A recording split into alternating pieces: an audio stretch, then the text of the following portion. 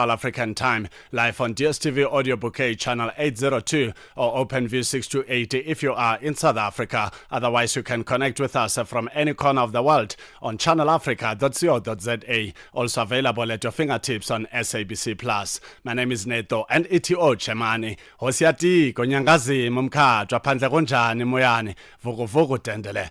Africa at Play as Deleli Siashaya. Coming up on the show, our topic of the day, our Zambian correspondent Namuchana Ligezo spoke with Isaac Chipatanga, a soccer analyst, on our hot on fire topic of the day, where FIFA punished Bafana 3 points for fielding an ineligible player during their FIFA World Cup African qualifier match against Lesotho. There's often disturbing scenarios in African football, such as fielding ineligible players, age cheating, and general administration blunders. And the big question is, there's hardly such reports in other continents like Europe, North America, and South America. Why is African football accompanied by such activities of disorder? You can drop us your thoughts on our WhatsApp voice note number +27 63 406 9126.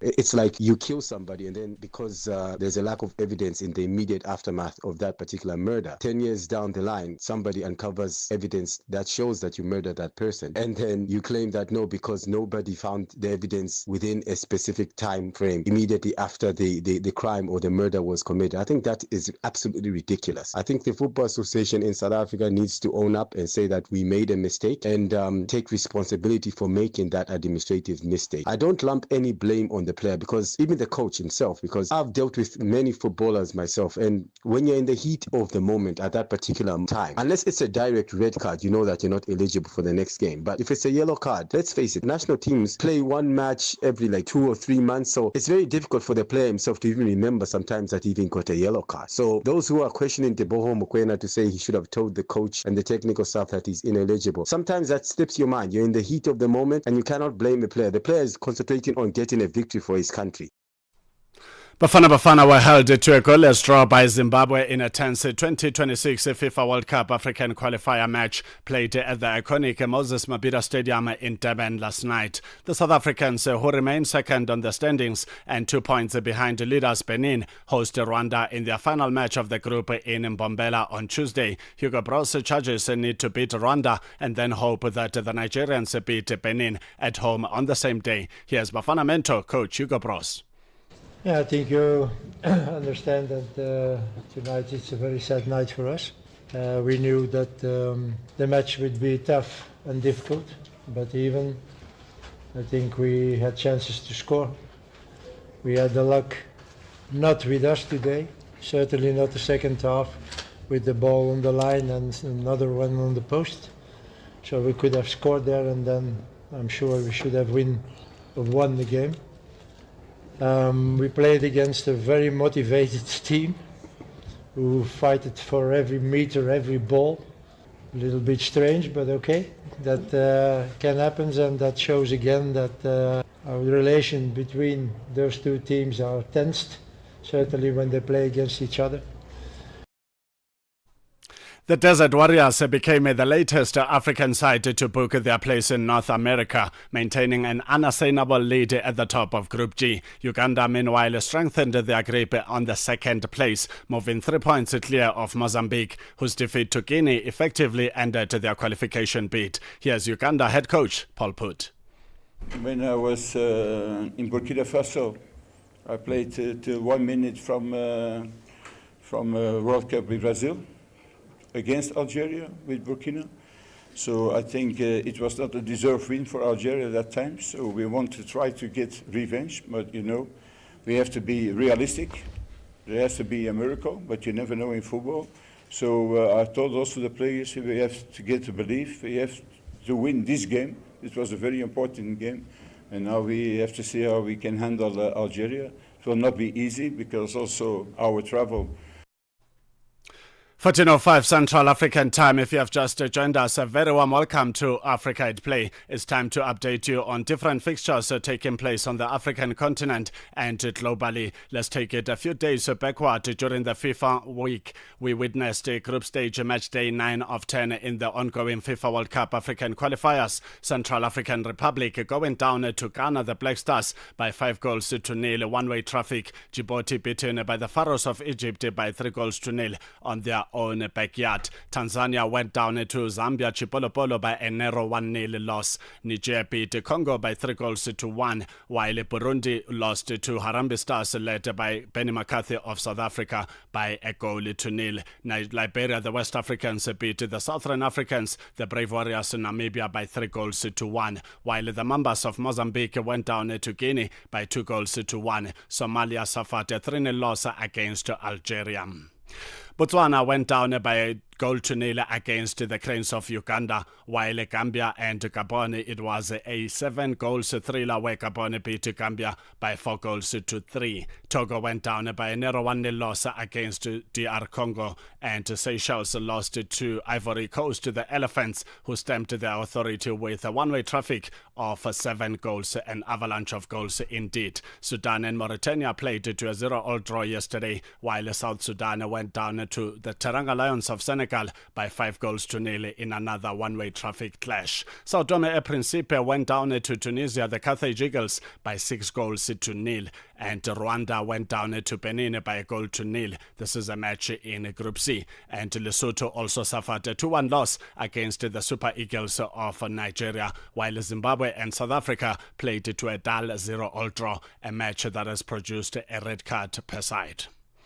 Matchday 10 comes up tomorrow, where Zambia will take on Niger at 1500 Central African Time, while Chad is up against Central African Republic at 1800 Central African Time. Then at 2100, it will be Djibouti up against Sierra Leone, and Mali takes on Madagascar also at the same time, while the Black Stars of Ghana will be up against Comoros at 2100 Central African Time. The Pharaohs of Egypt versus Guinea-Bissau also at 2100. Burkina Faso, the Stallions, clashes with Ethiopia, the East Africans, at 2100 Central African Time. And action continues on Monday, where Tunisia will be up against Namibia at 1500 Central African Time. South Sudan clashes with Togo on Monday, the 13th of October at 3 p.m. Central African Time. Another match at the same time is Equatorial Guinea up against Liberia, and Sao Tome e Principe takes on Malawi at 1500 Central African Time. Mauritius takes on Libya at 1800 Central African Time,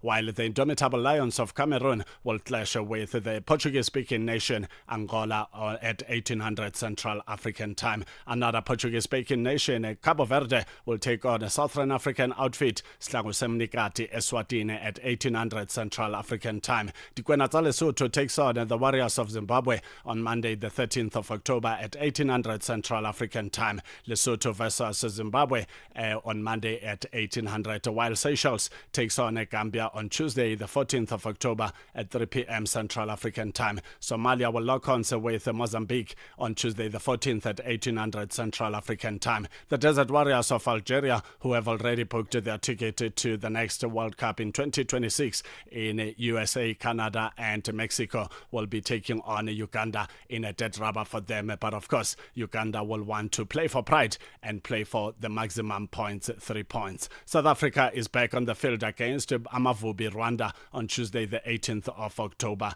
at Mbombela Stadium, and Nigeria will take on Benin at 1800 Central African Time. Let's just look at the table as it stands. In Group A, Egypt is leading Burkina Faso by 23 points. Burkina Faso second on 18 points. Then in Group B, it is Teranga Lions of Senegal with 21 points, and DR Congo on the second place with 19 points, while Benin leads South Africa by 17 points in Group C. South Africa sitting on 15 points, a difference of 2 points, and there's still match day 10 to come, where South Africa is hoping to beat Rwanda Amavubi and hope that the Super Eagles of Nigeria can do them a favor by beating Benin, and Benin, a very tough side to beat indeed. Interesting times in African football. Then in Group D, Cape Verde ahead of the Indomitable Lions of Cameroon with 20 points. The Indomitable Lions with 18 points. Then it's Group E. It's Atlas Lions of Morocco, 21 points, followed by Niger with 12 points.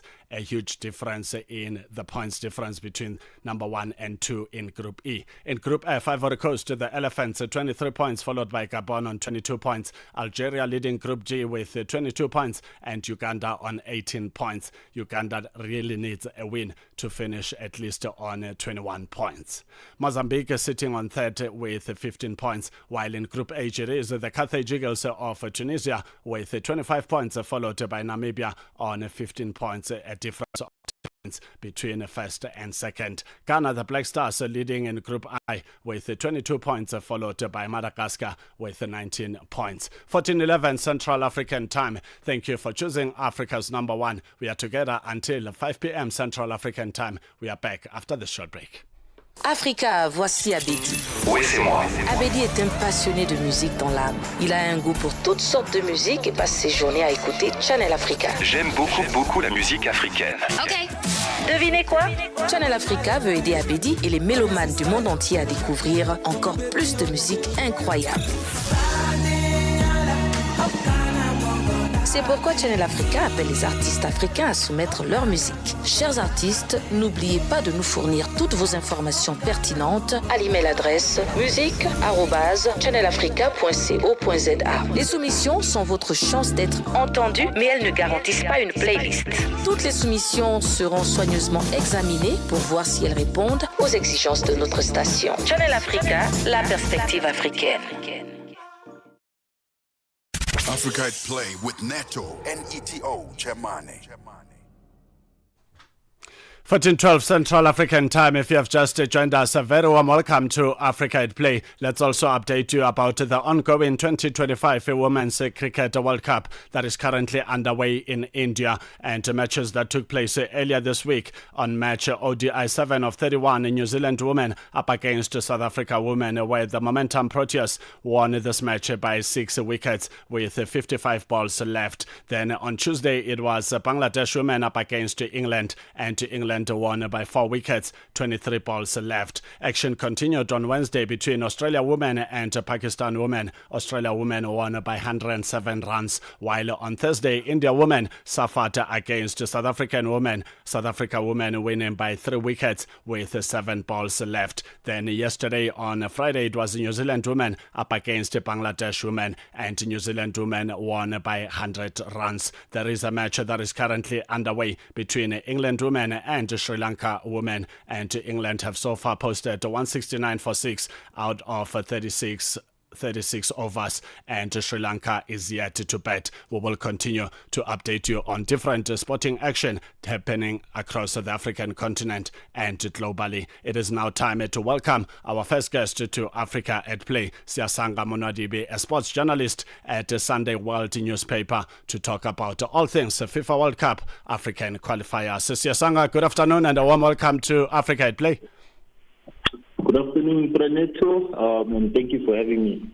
Yeah, thank you so much for joining us. When we spoke to the Deputy President of SAFA, Mr. Linda Zwane, he highlighted that the purpose is to focus on match day 9 and match day 10, as we were asking about the admin blunder that occurred where SAFA or Bafana Bafana were docked 3 points for the match that was referred to a player used as an ineligible player who was still supposed to serve suspension in Teboho Mokoena in the FIFA World Cup qualifiers against Lesotho, where Bafana triumphed. But now those 3 points are hitting Bafana Bafana and the entire nation. And one thought that when the Deputy President says the focus shifts to a match between Zimbabwe and Rwanda, then it's going to be a collection of 6 points. But it has proven that in football, there is no therefore, especially when you're playing against neighbors like Zimbabwe that knows you in and out, with 80%, if not more, of their players applying their trade in South Africa. Your thoughts on what happened at the Moses Mabhida Stadium yesterday?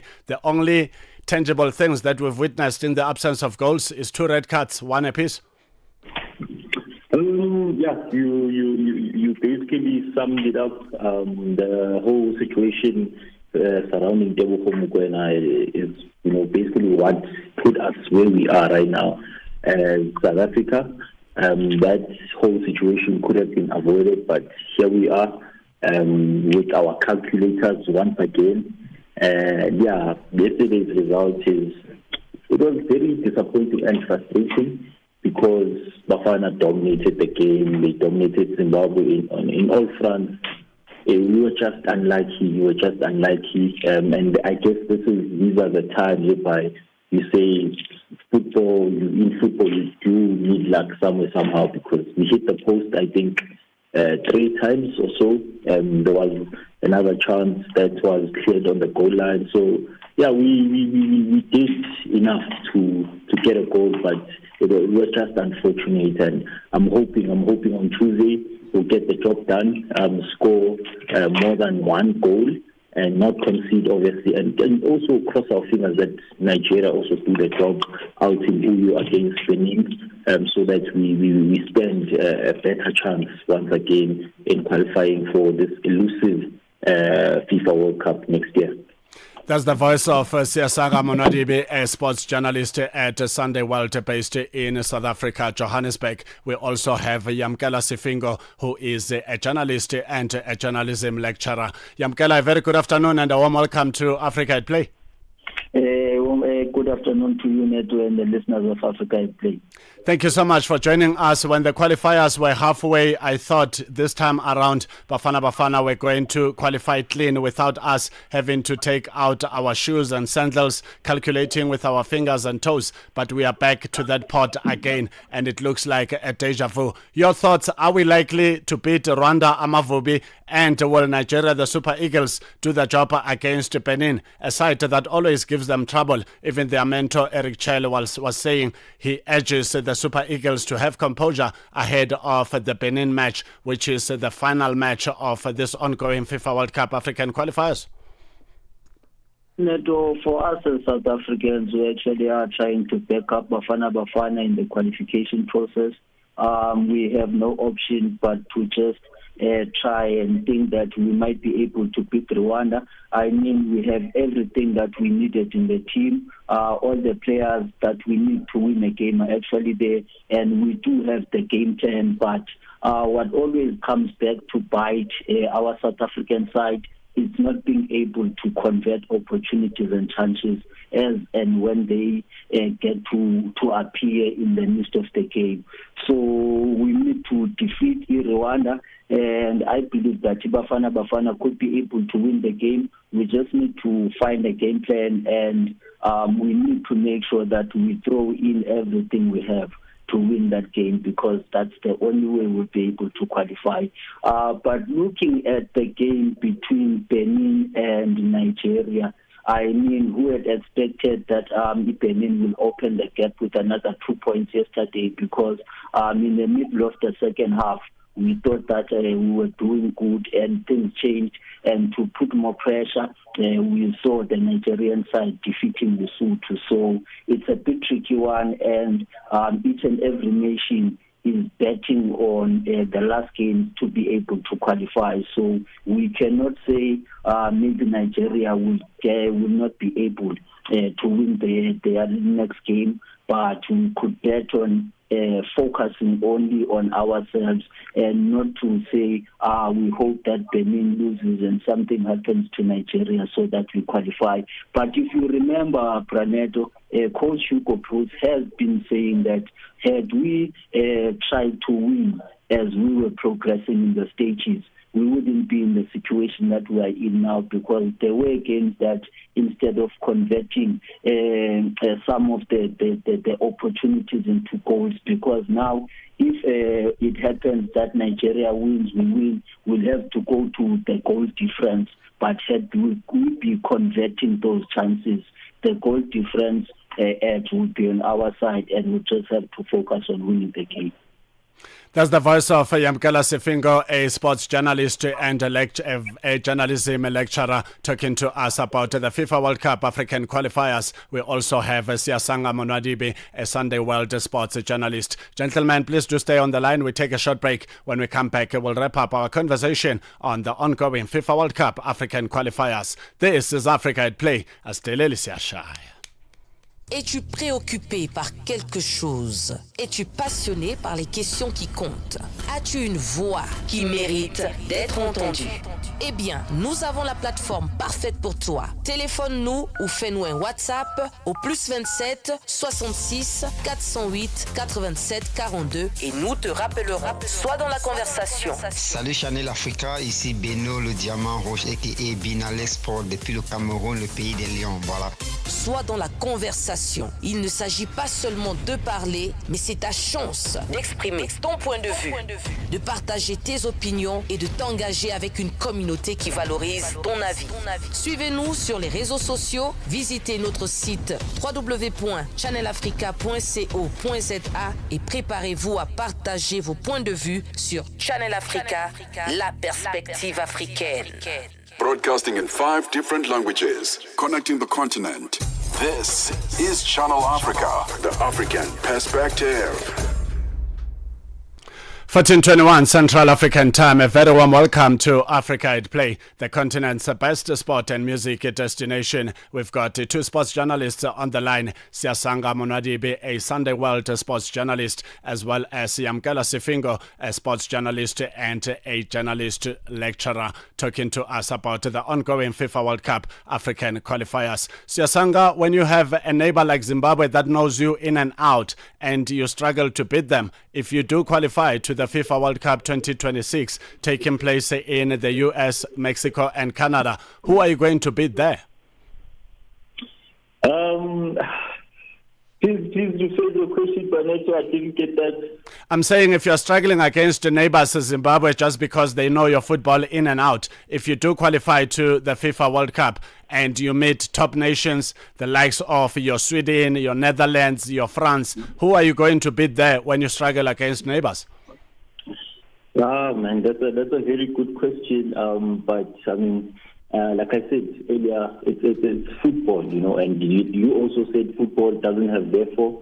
And yeah, I mean, at the end of the day, we are Bafana, and I strongly believe that we have quality players. We showed it at the previous AFCON that we have what it takes to compete. Yesterday we were just unfortunate against a very resilient and technically disciplined Zimbabwean side. But I mean, it's part of the game. It's part of the game. And right now, I don't want to think about a lot of things, but what will happen on Tuesday? And I'm crossing my fingers and toes right now that we do advance and qualify for the World Cup, because it's been a long time coming for us, and we are very close. And we've never been this close to qualifying for World Cup. So this is the time. The time is now for South Africa to qualify for the World Cup. Siasanga Monadibe is a sports journalist at Sunday World based in the Gauteng province in South Africa. Siasanga, thank you so much for your insight. Have a good afternoon further. Thank you so much for having me. Let's also wrap up our conversation with Yamkela Sifingo, a sports journalism lecturer and a sports journalist. Yamkela, we're taking on Amavubi, Rwanda on Tuesday. There's still no guarantee that Bafana will triumph against Rwanda, because these nations that know for sure that they will not make it to a flight to the US, Mexico and Canada, they'll be playing for pride, but also to dominate the headlines as having caused an upset against Bafana. Well, Neto, we've seen what a nation playing with pride or playing for their pride can actually do, because even if Zimbabwe were to win the game yesterday, it wasn't really going to take them to the cup, to the World Cup. But it's going to be a difficult game, and Rwanda is not a walkover. I mean, we've also seen during the AFCON, there's a lot of complexion and change that's been happening in the African football. So we need to ensure that we win that game, but it's not going to be a walkover. It's not going to be an easy game. And if they are able to stick to their game plan, because in as much as we were creating chances yesterday, but Zimbabwe was still impenetrable. We had to take those shots from the distance. They didn't allow us to get to the box. So we'll just have to change the game plan. But for me, more than anything, instead of playing those touches wide, I think we need to go direct to the ball, go straight for the box.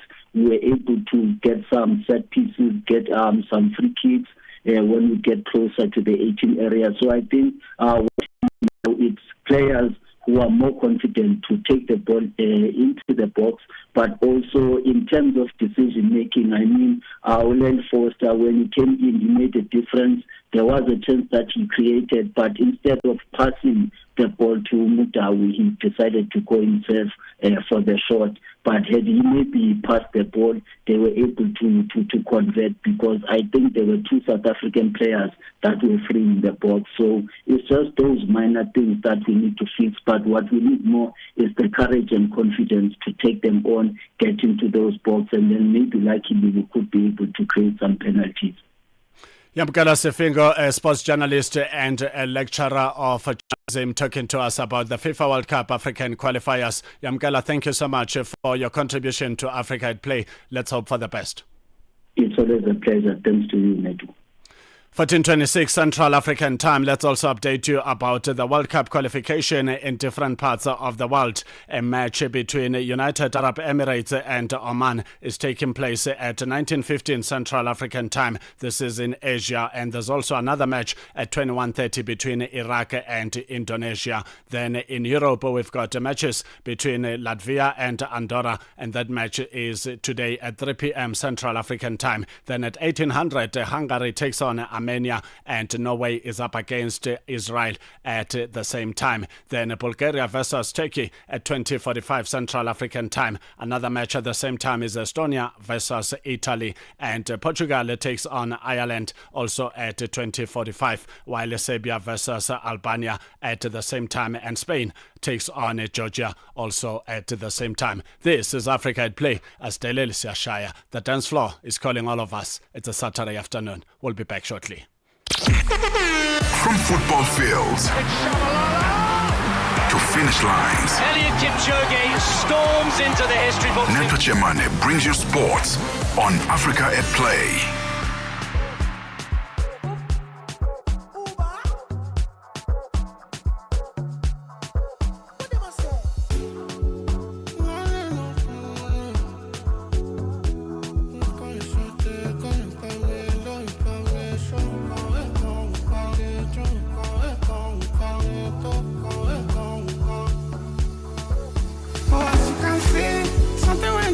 For me, and if you put my mind, you see, floppy money. Go sweep me like vitamin C. Oh, as you can see, something will not there for me. If you don't say that you're for me, it's no guarantee. I know if you say you be my party, for my money, you want the time I want for my balance. You know straight my car, you too can I enter small yawa. For your mother, you don't own me, you want the car. If you go away, go. If you go away, go. You want the if you go away, go. If you go away, go. You want the if you go away, go. If you go away, go. You want the if you go away, go. If you go away, go. You want the if you go away, go. If you go away, go. You want the if you go away, go. If you go away, go. Baby, my money make a boss more. Stop at the long talk, I know they will run me. I want some malaga with my day ones, my day one. I let my enemies shame me go. Now I me, I know the rest always say walk out. If I say oh lazy go, I go pick your money before I pick my baby go. Because it is stop nonsense. You dey hate on me how market. If I form or make I bend, say you get fake dress, but you won't give me advice about patience. Are you making sense? Can't beat before I change my color. I dey talk, you dey talk, shut up. Me where you with it, I know you ball up. She be mama, ever I'm fed up.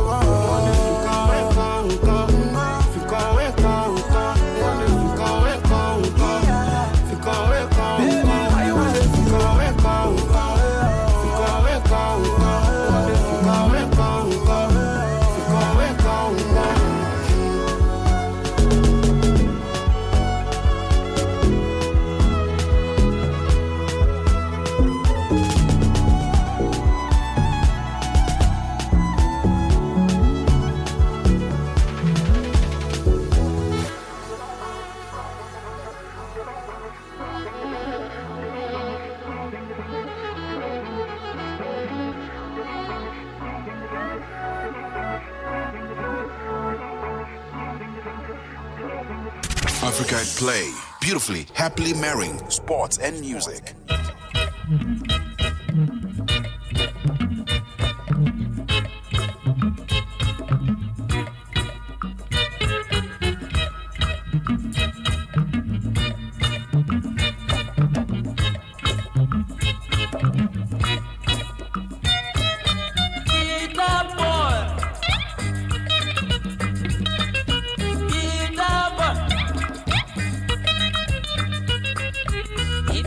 mommy water,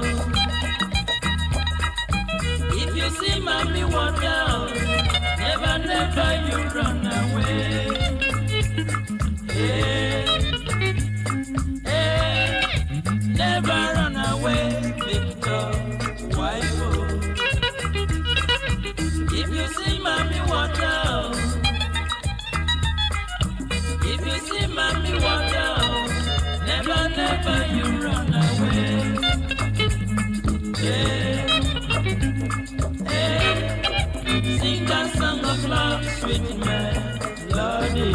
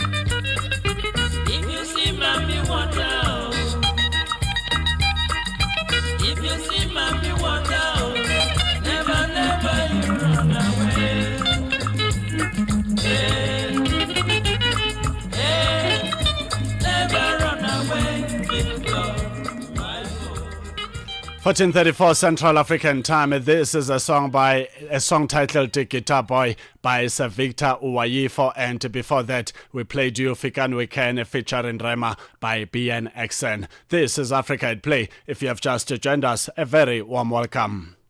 The Sunshine Tour and Fortress Real Estate Investments have announced a significant increase in the prize money for the 2025 Fortress Invitational, as well as an increase in the end of the season bonus for the Fortress Rookie of the Year award. The 2025 Fortress Invitational will be played at the Glendower Golf Club from the 16th to the 19th of October for an increased purse of $142,856. This represents an overall increase of $57,148 in prize money since the Fortress Invitational first teed off in 2022, which was the beginning of a valuable partnership with the Sunshine Tour. This season's Fortress Rookie of the Year winner will also walk off with a check for $22,855, which is double the previous season. Let's now welcome the marketing manager at Southern Africa PGA Tour, Mr. Mcebisi Mtshali. Mr. Mtshali, good afternoon and a warm welcome to Africa at Play.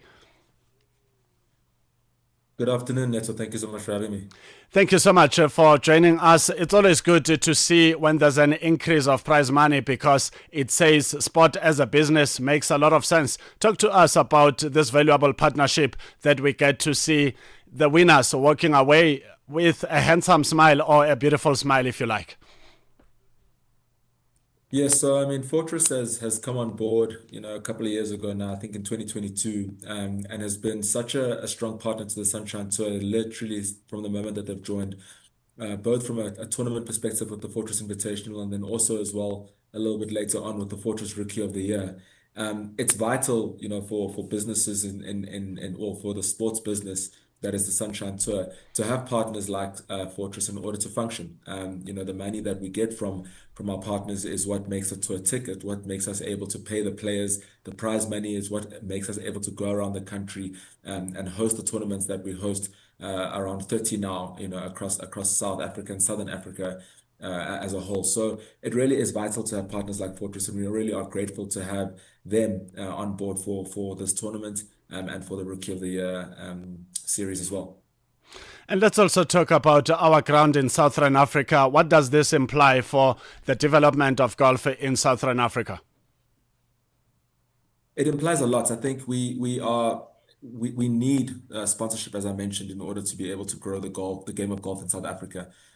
Partners like Fortress allow us to host tournaments, as I mentioned, and these tournaments with growing prize money, Fortress Invitational now, providing a prize fund of 2.5 million rand, ensures that players can actually, make a living on the Sunshine Tour locally, while still having the opportunity through our partnership with the DP World Tour and the PGA Tour to go and play abroad. If they win some of our bigger tournaments, our co-sanctioned tournaments, then they can go and play, showcase, the talents that they have across the globe. We've had quite a few players, for example, Robin Williams, who won the Fortress Invitational 2 years in a row. He's now playing on the DP World Tour, recently performing at the Alfred Daniel Links Championship at St. Andrews. So it provides a great opportunity for the development of South African golf, where players are now playing here in South Africa, able to make a living, but also still have that opportunity to go overseas and showcase how good the game of golf is in South Africa. If you have just joined us, a very warm welcome to Africa at Play. We are talking to Mcebisi Mtshali, who is the marketing manager at Southern Africa PGA Tour, talking all things the sport of golf in Southern Africa. Mr. Mtshali, let's also talk about longevity. Is this partnership blessed with longevity, or there's a limit to it? We hope there's no limit. So far, it's been one of the longest running partnerships that we've had on the Sunshine Tour, from the perspective of having a tournament and having a series like the Rookie of the Year. Fortress, have committed to helping not only the Sunshine Tour but the growth of golf in South Africa, and I think that they have put their money where their mouth is, literally, in not only growing the prize fund over the years for this tournament, but also doubling the prize fund for the Fortress Rookie of the Year from 200,000 to 400,000, which is just, again, providing an opportunity for South African golfers, young South African golfers, in the case of the Fortress Rookie of the Year, to make a living and to make something of the talent that they have, within the sport of golf. We really do hope that this partnership lasts a long time. I know that Stephen and Danny and the team at Fortress are really passionate about this sport and are really passionate about the partnership that we have with them. So we're very excited, and hopefully we have many more years of partnership with Fortress. Welcome to Africa at Play. If you have just joined us, we are talking to the marketing manager at Southern Africa PGA Tour, Mr. Mcebisi Mtshali, talking an exciting sport of golf, which historically used to be titled the gentleman's sport. But lately, we see ladies doing their thing on the golf course. Mr. Mtshali, please do stay on the line. We take a short break. When we come back, our conversation continues on all things golf. The Morning Switch Weekend with the Shy Guy. The story that takes us to Zambia. There are two men actually that were sentenced to prison for the plot to kill the president with witchcraft. You go like, what? So these guys were arrested actually in Lusaka, and what was found on them was a live chameleon. Can you believe that? And bottles of concoction. That law takes us back to 1914, which is the Witchcraft Act. I can imagine now arrested and they go to jail for the next 2 years. You know, I presume that when you get to jail, they get to ask you actually, what is it that you committed? Now, this is the first of its kind, by the way, for somebody to be arrested for such. They remember whenever they pass. Hey, Chikanga, hey, Uloya, hey, Mulosi. And imagine here I am in this early hours of the mornings. I get to talk about witchcraft. Saturday and Sunday mornings belong to the Morning Switch. 3 to 6 a.m. Central African Time. Download the SABC app and take Channel Africa with you everywhere you go. 14:42 Central African Time. This is Africa at Play. Asteleli Siashaya. We are live every Saturday and Sunday from 2 to 5 p.m. Central African Time. The golf conversation continues with Mr. Mcebisi Mtshali, who is the marketing manager at Southern Africa PGA Tour. Mr. Mtshali, the clock is ticking rapidly towards the 2025 Fortress Invitational, which will be played at the Glendower Golf Club from the 16th to the 19th of October. Is everything set?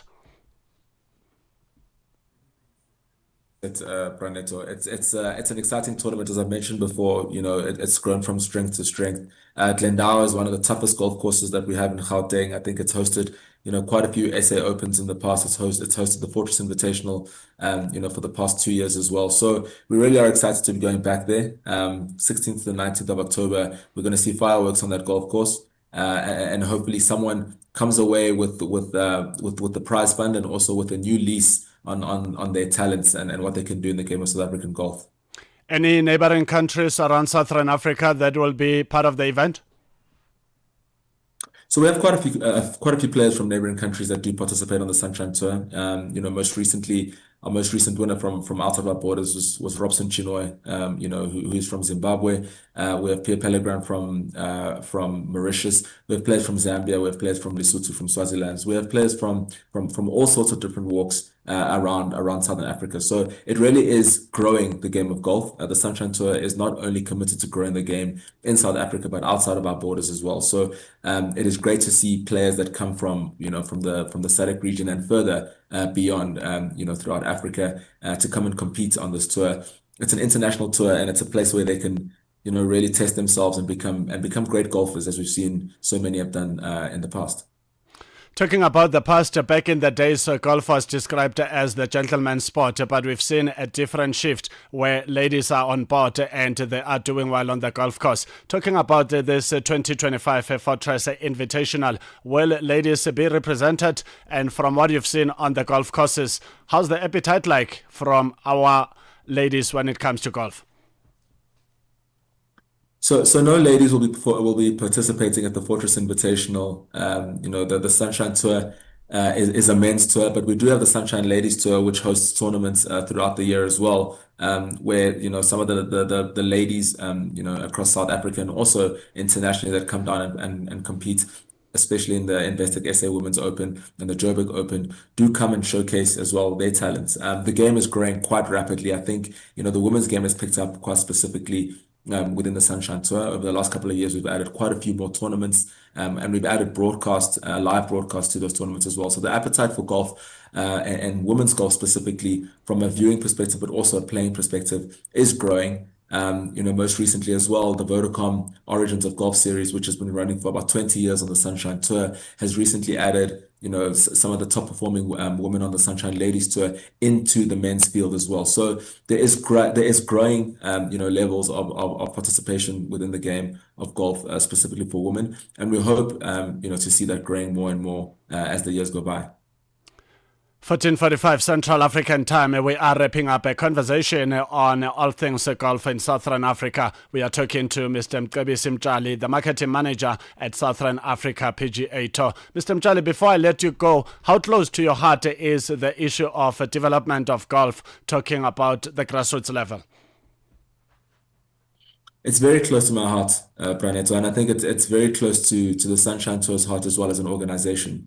Through our partnerships with Golf RSA and the South African Golf Development Board, we have committed to not only, trying to find young golfers, to try and grow them into talents that can represent the country across the globe, but we're going into areas where, young kids might not have been exposed to the sport normally and have not been exposed to the sport in the past, to really showcase that the sport, one, does have an entry path, for people from all walks of life, from previously disadvantaged backgrounds.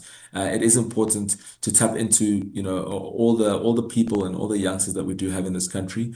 In the past, golf has not been a sport that really was accessible to all. And while that is still a long road that we're walking, the Sunshine Tour, and along with the partnership with Golf RSA and the South African Golf Development Board, are committed to widening the spread of the sport and increasing its access in previously disadvantaged areas. So it is something that we have committed to doing, and it is something that we have shown, that we have been doing over the last couple of years, and we are committed for it to continue, in the years to come. As we say goodbye to you on the golf course, they talk a lot about a putting shot. Your putting shot? My parting shot is for people to come and watch the Fortress Invitational at Glendower Golf Club, 16th to the 19th of October. That is next week. It is free entry. It's going to be a great tournament. You're going to see so many South African golfers that one day you'll see, competing at the majors around the world. So it really is cool to see them in our backyard, playing the sport that seems sometimes intimidating, but it's actually a really, really fun sport. And it's one that everyone should try at least once in a while. So please come down to Glendower. You'll experience, a once-in-a-lifetime event at the Fortress Invitational.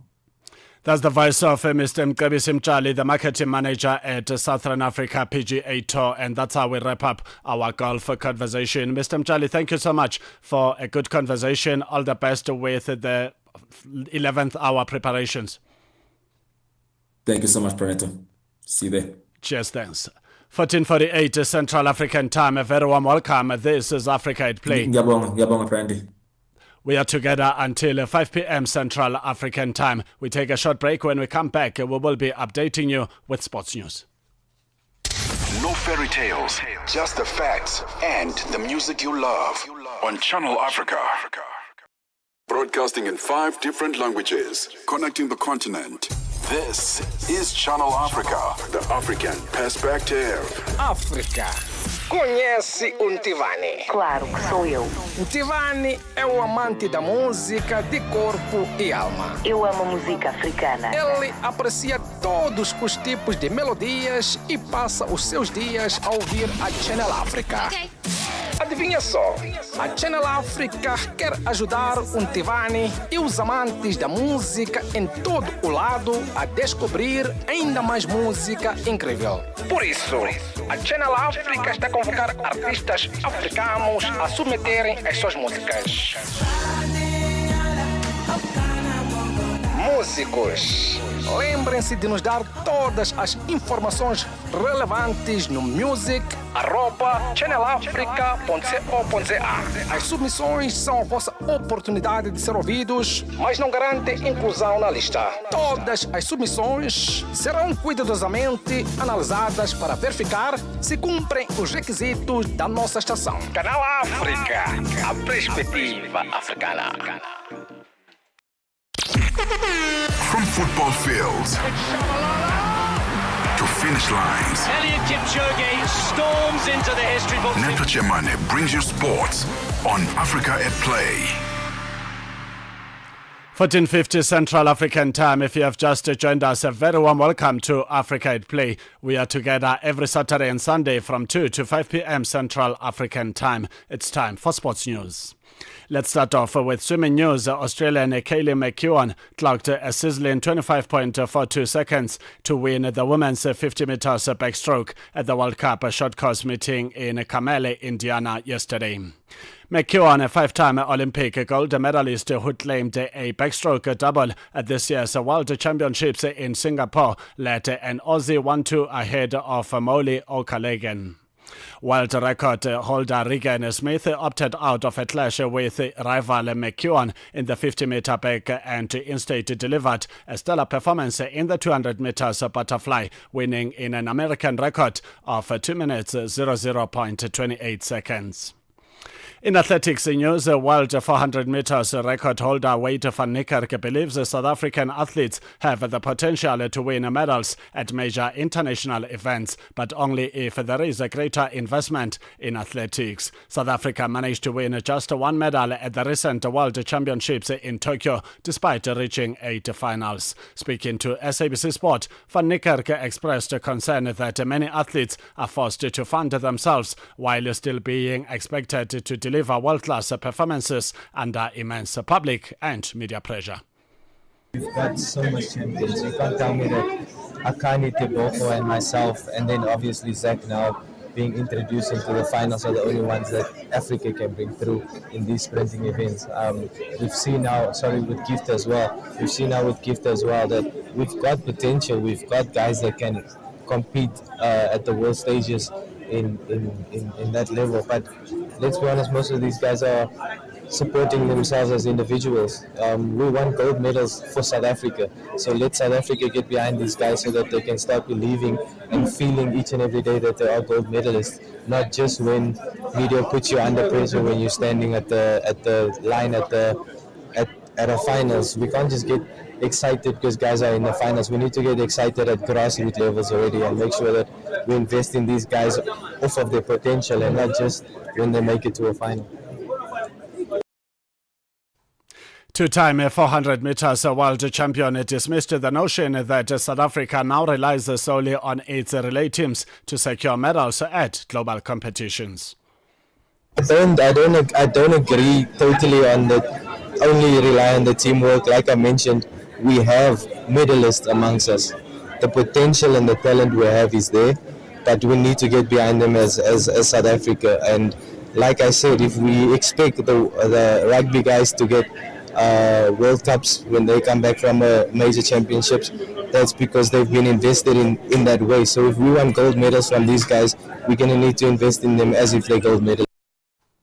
Reflecting on the recent World Championships in Tokyo, where a 48-member South African team managed just one bronze in the men's 4x400 meter relay, the 33-year-old reiterated that the results mirrored the level of investment made in the sport.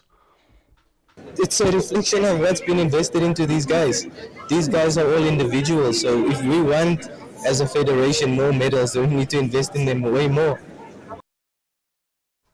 Looking ahead to the next 2027 World Championships in Beijing, the 2016 Olympic gold medalist also emphasized the need for holistic support systems for young athletes to help them balance education and their sporting careers. Like I said, it's the same. I'm not really too fixed on Beijing right now.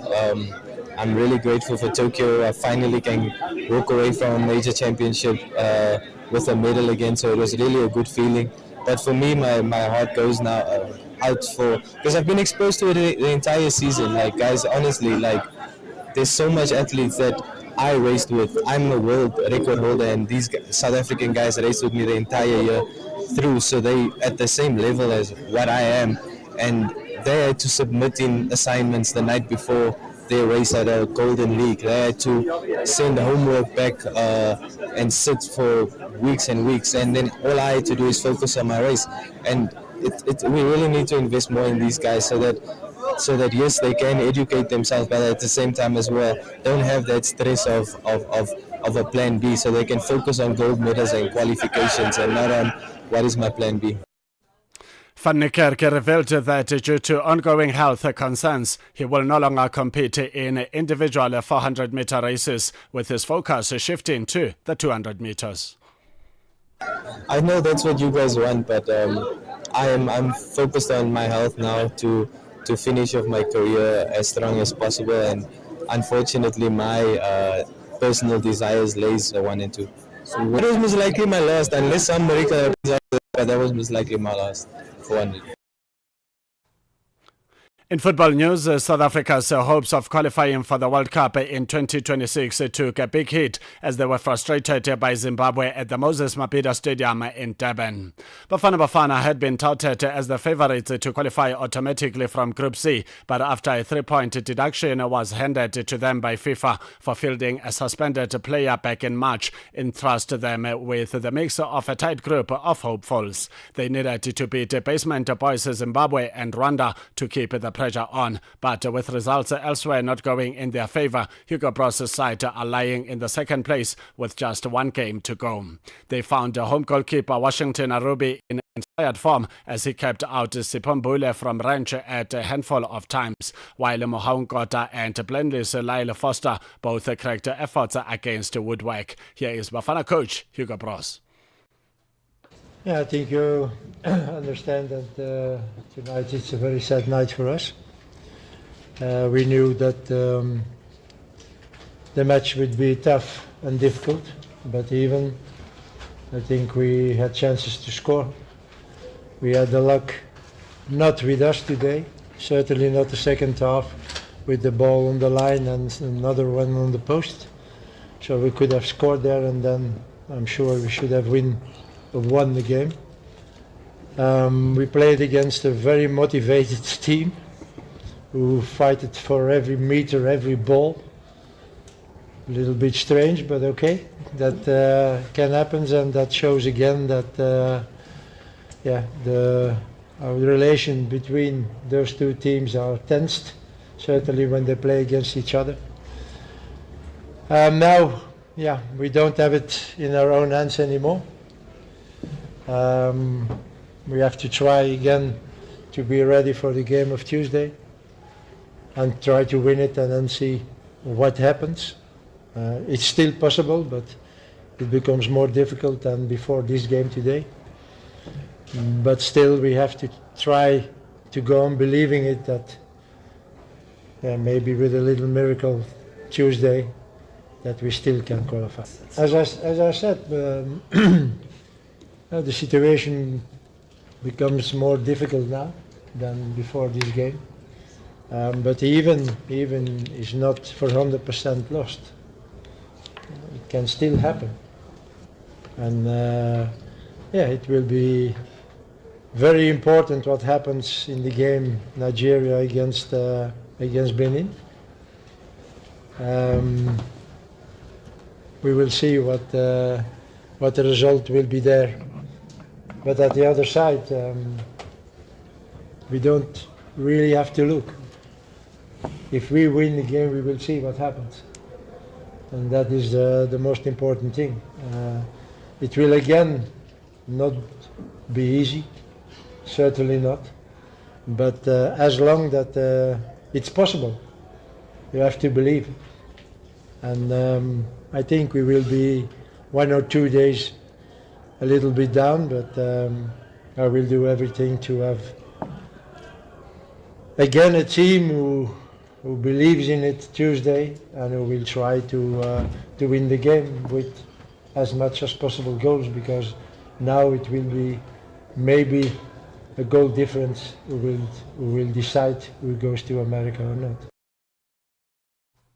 Zimbabwe coach Michael Nies was in a jubilant mood after watching his team hold Bafana Bafana to a goalless draw, effectively denting South Africa's hopes of qualifying for the 2026 FIFA World Cup. Watched by a sold-out crowd at the Moses Mabhida Stadium in Durban last night, the Warriors put up a determined fight and were twice saved by the woodwork. The game showed that football can also be entertaining when no goals are scored. If every game would be like that, I think everybody would always go home with a feeling of satisfaction or for the money spent. It was a fight on a high level with drama, yellow, red card, questionable, a very fair match. I think I didn't see a single bad tackle with bad intentions. And when you think what was we discussed it before, what was at stake, so it was a real fair contest. We showed what we said. We don't want to be, how can I say, we want to be fair sportsmen. We give everything because it's also for us important for the AFCON and for many other reasons. And I think we showed that. We are a team, a real team. Stick together. I was very impressed how, especially after the yellow-red card, how we were fighting really to the limit, and with a little bit luck, he would have almost won the game. But we must also admit South Africa also played very strong and had also their chances. So I think between neighbors, I think it's a good draw. This was Zimbabwe's fifth draw in the group, and although they remain winless with one match to go, Nice believes the performance was another important step in building momentum ahead of the 2025 Africa Cup of Nations AFCON in Morocco this year. He also questioned the red card shown to Knowledge Musona in the 63rd minute. I saw it not the first time from the team. Actually, I saw it many times. Yes, the last two games we were a little bit, especially the game in Côte d'Ivoire. I must admit, we could have done better, but he was also missing, you know. And actually, that's what we need to expect also from the team and what they expect from themselves. Because, as I want to say it again, we don't want to go to Morocco and being tourists there. We want to be New Year's Eve in Marrakesh, because the second round starts in the new year. And that is our ambition, our target. We're working towards that. It's not always a smooth ride. It's a little bit also up and down. But when you look at the long run, I don't think many teams today could have come to South Africa in a full packed house and get a draw, especially then with a yellow-red card, a very questionable one. And we can be there from the performance, from the attitude, also from the skills, satisfied. Zimbabwe will once again cross paths with Bafana Bafana at the AFCON, having been drawn in the same group alongside Egypt and Angola. Nice says that holding a South African side, which is undefeated on the pitch in 22 matches, shows the Warriors can be competitive in Morocco. Yeah, every game, every training session is already preparation, and it's also selection, because the players have to recommend themselves to be in the squad. There's not so many opportunities anymore to recommend themselves. It was a stress test, a real stress test, away from home, 50,000 or 55, I don't know, or it was even more, against a team which was in 22 games, the real Bafana, not the COSAFA Bafana, I talk about the real Bafana, was 22 times not defeated on the pitch. You lost on the how do you say it, on the table against Lesotho, but that is not on the pitch. You won it actually on the pitch, and you lost in penalties against Nigeria and AFCON. 22 times undefeated. And I think we showed we can compete against the strongest team in Africa. Bafana definitely counts among the strongest team currently, and we showed we can compete. No, we still have to improve the one or the aspects, but I'm very confident that we can, until the AFCON, can improve in these areas and then be competitive, that we can celebrate New Year's Eve in Marrakesh. It's not the first time Zimbabwe have delivered a strong performance in this campaign. They also held Nigeria to a 1-0 draw in Uyo. Although Nice was not part of the early qualifiers, he says there are encouraging signs from the 13 matches he has overseen since taking charge of the team. Elsewhere, Joshua Kimmich scored twice as Germany won 4-0 against 10-man Luxembourg in their World Cup qualifier in Sint-Truiden yesterday. I was there, the last game not there, so I cannot really say what happened there. But we had similar in Cameroon or in Nigeria. We said it also in the press conference. He was sitting next to me, no? And the people, they were so, oh man, I think we showed it a couple of times already against strongest teams, and actually our team likes to have spectators. It pushes us. If there's opponent fans or our own fans, of course, that even more. But we are so tired of these games where the stadium is big and there's just a couple of thousand people inside. I mean, he plays a week in, week out in front of a full house in the Premier League, and it's also mentally, you come and then you travel and then you play in such a big stadium. There's no people. It's also a little bit a mental challenge for sportsmen. It's like they're also a little bit entertainers, like musicians or artists. They want to perform in front of a crowd and show their skills and their craft. And for us, again, this atmosphere is a motivation, and it doesn't paralyze our team. It pushes them more. And we are happy that we passed this stress test. We still have a few areas to improve. We mustn't forget that. But we can be satisfied. Like in most cases from the 13 games I had. And finally, in tennis news, Coco Gauff survived a battle of wills against Jasmine Paolini on Saturday to reach the Wuhan Open final for the first time in her career. The American third seed had lost all three meetings she had with Paolini in 2025, but turned things around with a 6-4, 6-3 victory to book a final showdown with defending champion Aryna Sabalenka or sixth seed Jessica Pegula. A run of 11 consecutive breaks of serve swung the momentum like a pendulum, but it was Gauff who finally held the serve in Game 7 of the second set en route to an 82-minute victory. The 21-year-old is through to the fifth WTA 1000 final of her career and third in 2025. Live every Saturday and Sunday from 2 to 5 p.m. Central African Time.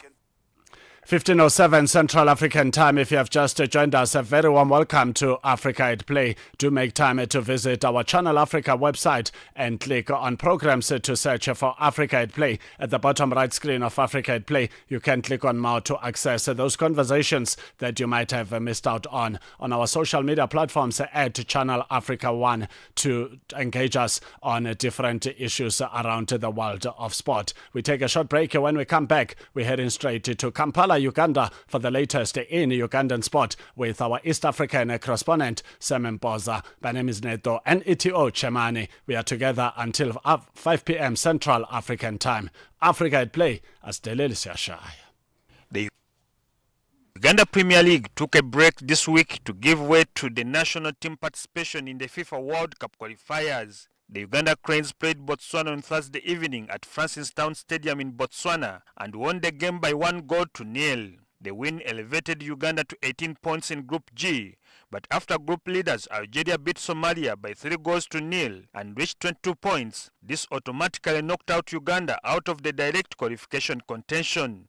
Now the Cranes, who arrived in Algiers for the final game due on Tuesday next week, will only fight to win another away game to collect 21 points and finish among the 4 best placed teams in Africa to stand a chance of playing in the 4 Nations qualification playoff. Head coach Paul Put and senior goalkeeper Denson Nyango are well aware of the task ahead of them.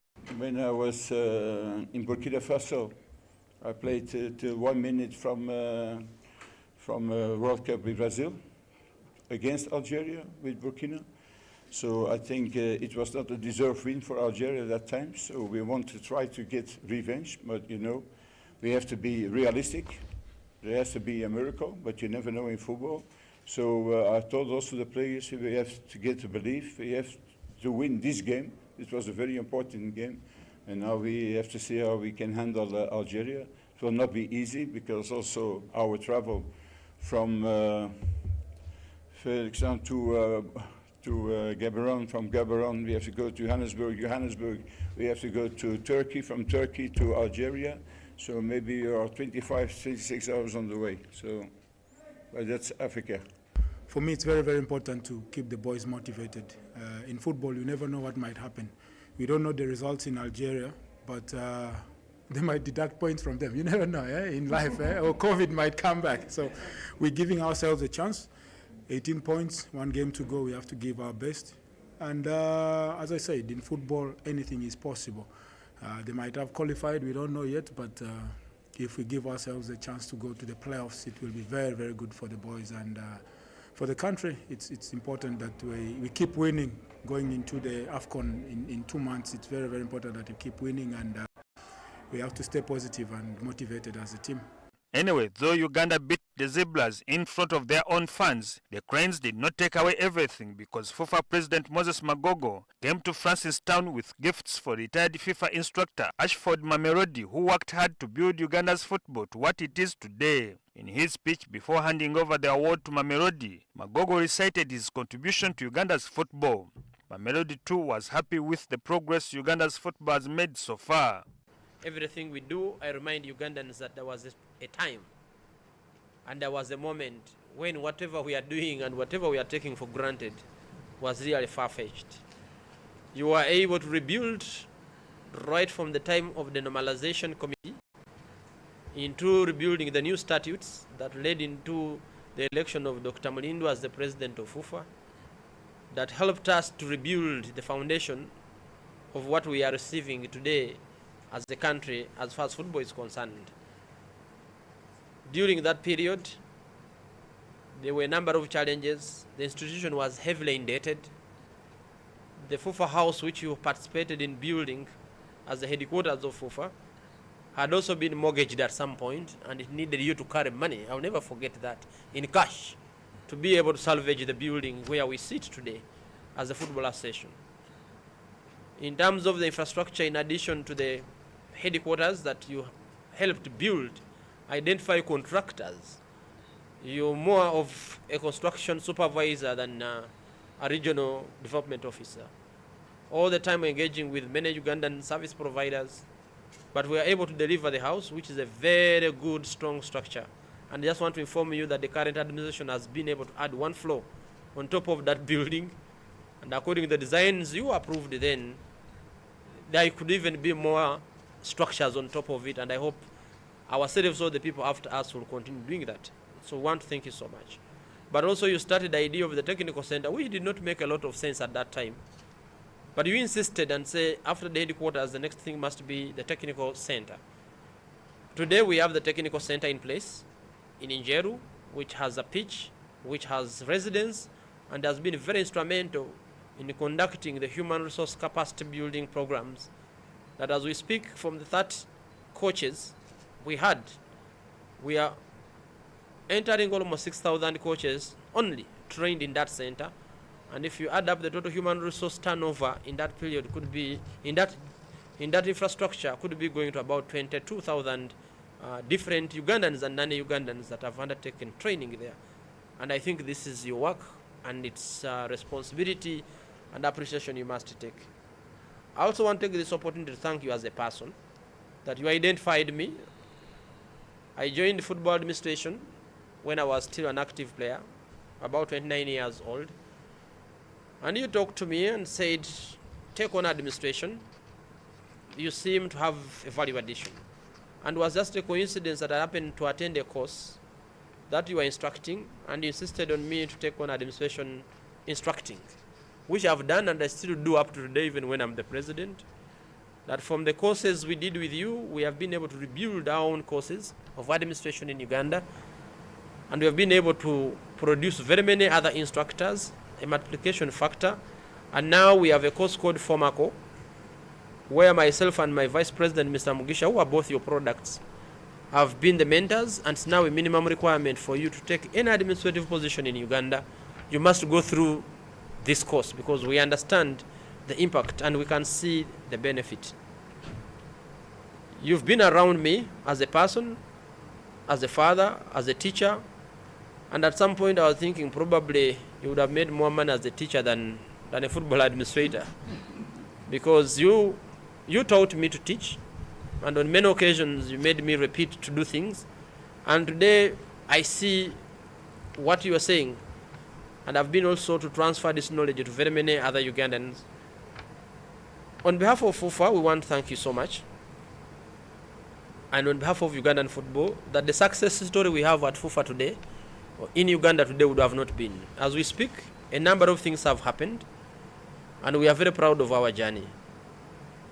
We have been able to go back to the Africa Cup of Nations after 39 years of failing, but now we have become a regular that we qualify to the AFCON as and when.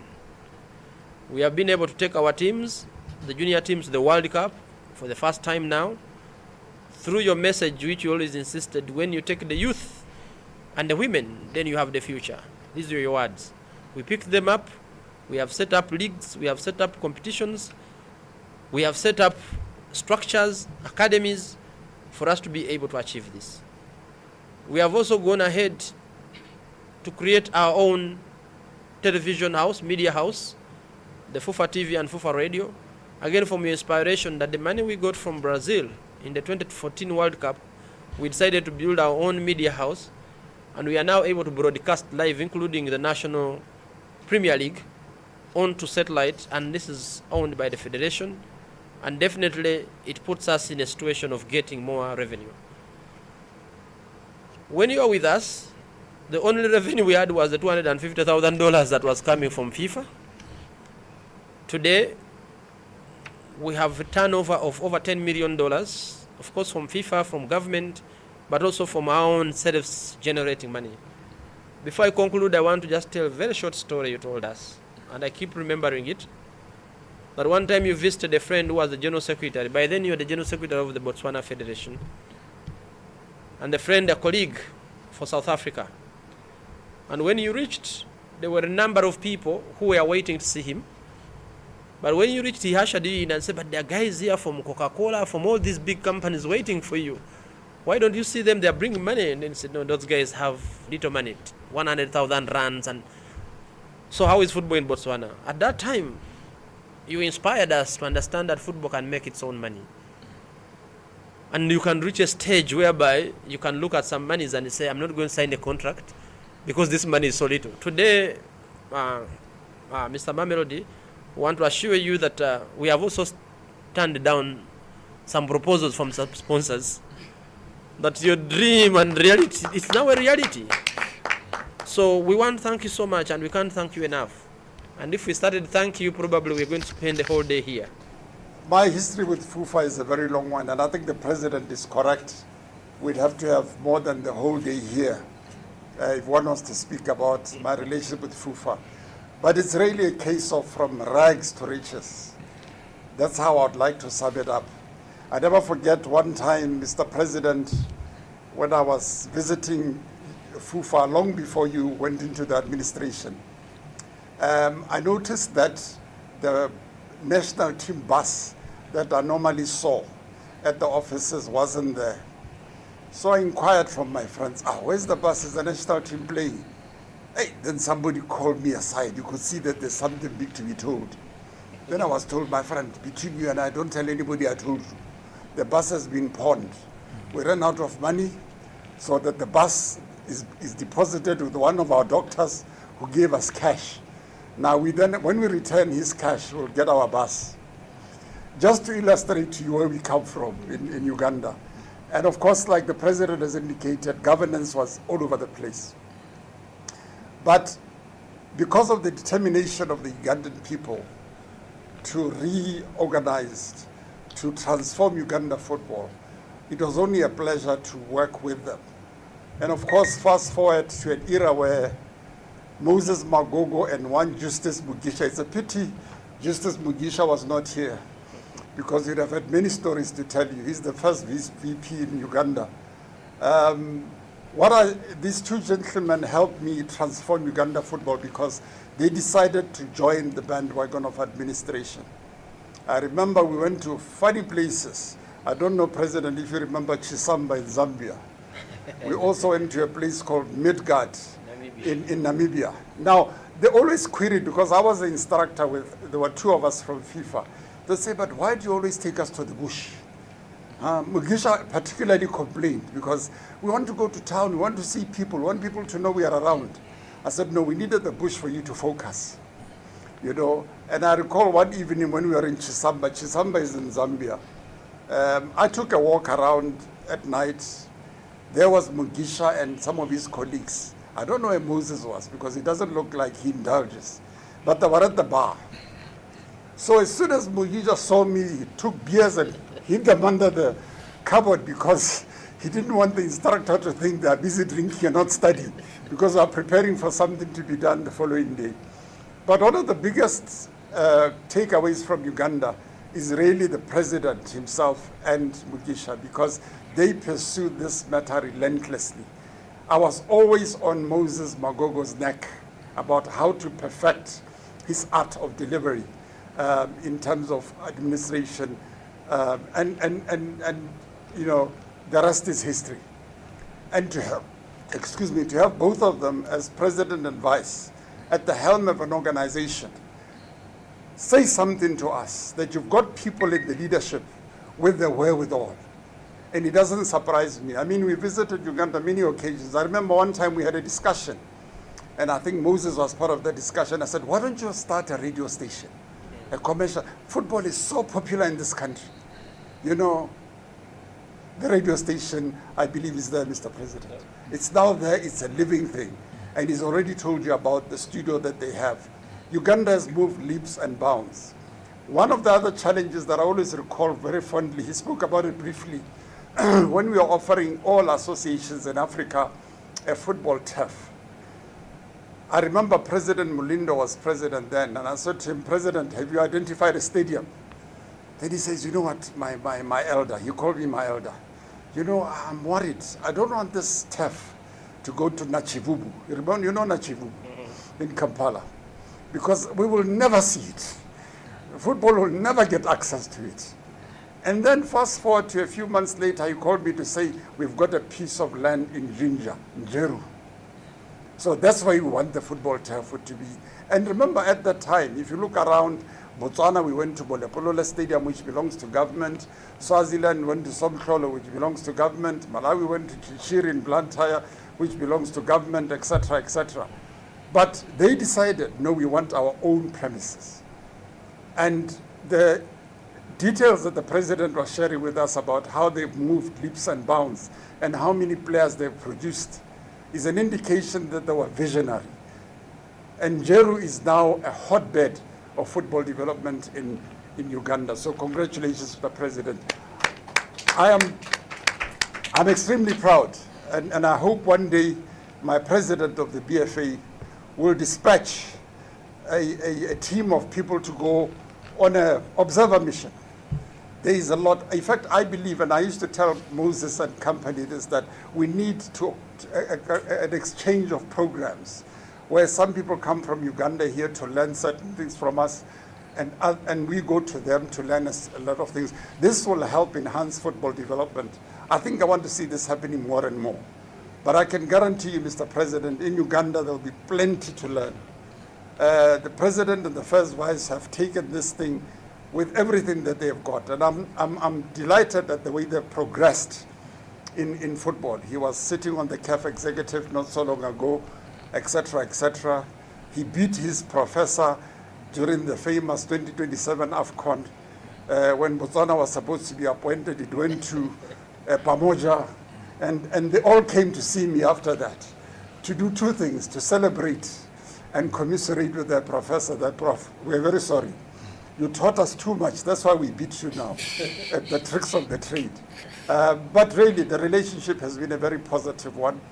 And one of the things that we are doing in Botswana, or we did in Botswana, even before Mr. Babitseng came in, was what we called Operation Time for Change. Because we never stopped thinking. The former president, Mr. McLean, said we needed to change. And he, like you, Mr. Magogo, recognized that we need to change the level of administrators. Gone are the days where just because you are 80 years old and you've been in football for 40 years, you qualify. And I'm very happy that in Uganda there's now a certificate. And this is something that I really want my president, Babitseng, to take seriously. Because out of Operation Time for Change, in your General Secretary's office, Mr. President, there's a report from me giving 30 prospective participants who could be trained as instructors. I don't know what's happened to that report.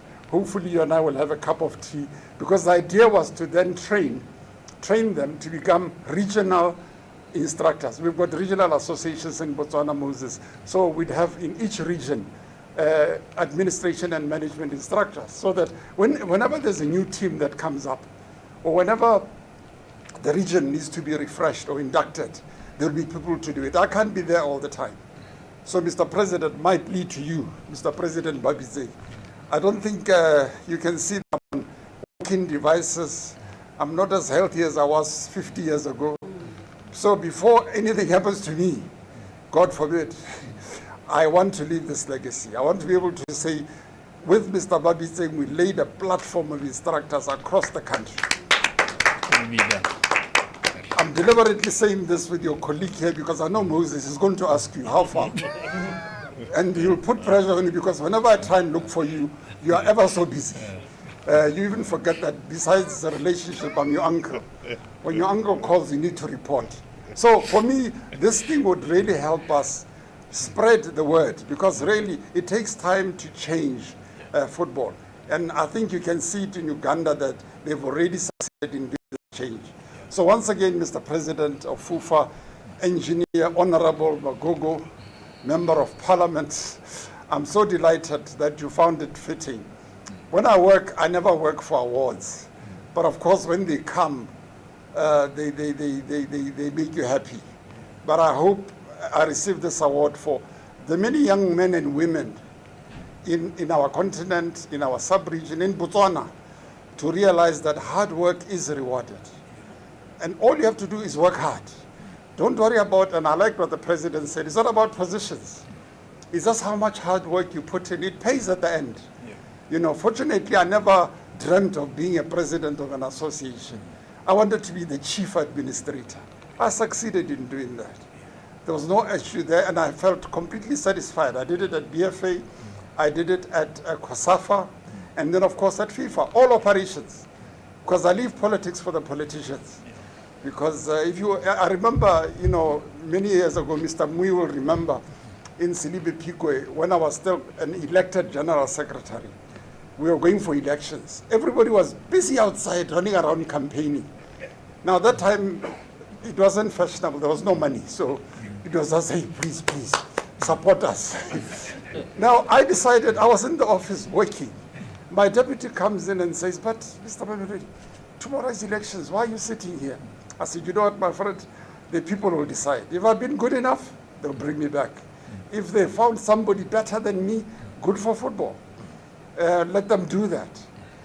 It's history now, Mr. President Magogo, that the following day I was unanimously elected as Secretary General without campaigning. So for me, that's an important lesson. People see what you do. Okay, you don't have to go after them and start saying, my friend, how much do you need? How much should I pay you so that you vote for me? I would never do that. I'm sorry, I'd apologize, I wouldn't do that. But we need people who just work hard for football. And once you put that culture into the system, we are better off. No money is wasted. I've told my president here, I won't repeat it, when we were meeting here as an induction, I told him how to get rid of stories about vote buying. Yeah. It's something that I told him, President Magogo, I told him how to eliminate it immediately. Yeah. I hope, being my nephew, he will implement it. Yeah. So, colleagues, without taking too much time, once again, Moses, I don't know how to thank you. I want to sincerely thank you, and thank you on behalf of my family and everybody associated with me, on behalf of my association as well, for this kind gesture. Please go back and tell the people of Uganda I still love them very much. I still miss tilapia fish.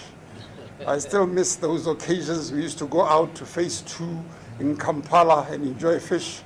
And of course, I miss the hard work that they put into football. And I really want to see Uganda begin to grow even higher than they've reached. And in athletics, following Uganda's poor show in the recently concluded World Athletics Championships, Uganda Athletics Federation, in partnership with the Olympic Solidarity Committee, conducted a Level 1 coaching course in Kampala to improve the skills and increase on the number of trained coaches in the country. The target is to ensure the athletes get proper training right from the grassroots level. Coaches play an important role in the development of athletes, and therefore having skilled and competent coaches is essential for any sport to flourish. And therefore we are happy that Uganda Athletics Federation has taken it upon itself to organize this level 1. We have had 24 of them. I think 14 were from men and about 10 or so are ladies.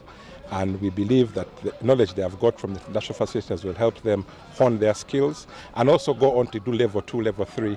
And altogether having competent coaches is one way to go in terms of improving the sport. And we're also happy that UAF has not only focused and that on is all we had events time for from Kampala. Running, but also my name is Sam events, Poza. like what you can see Enjoy the rest of here, the show. Javelin, shot put, long jump are things which have also been imparted. So we're going to have coaches that are across, and also we see within this cohort some former athletes like Justin Baiga, who are elite athletes, who are now transiting into becoming elite coaches. So it's very good to see that some of the former athletes are now becoming coaches and can also all go on to become officials and administrators. Africa at Play with Neto, N-E-T-O, Chemane. If it doesn't harm you, it is good. If it doesn't harm others, it is good. We are talking about doing good for the sake of goodness. Bambelela, hold on to what is good if you can. If you can do it, just do it. Do it, do it, do it, do it, do it. Yeah, yeah, yeah, yeah.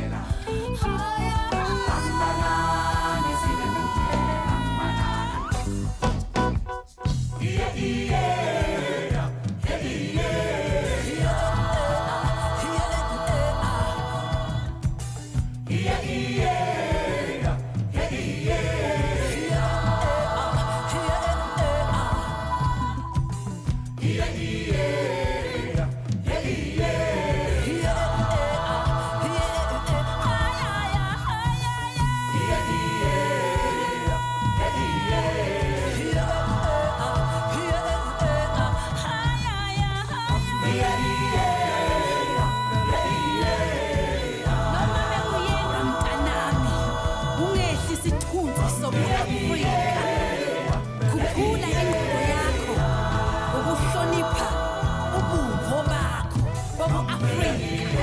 Isithunzi som-Afrika, isithunzi senhlonipho. Ungavumi bakudunga ingqondo.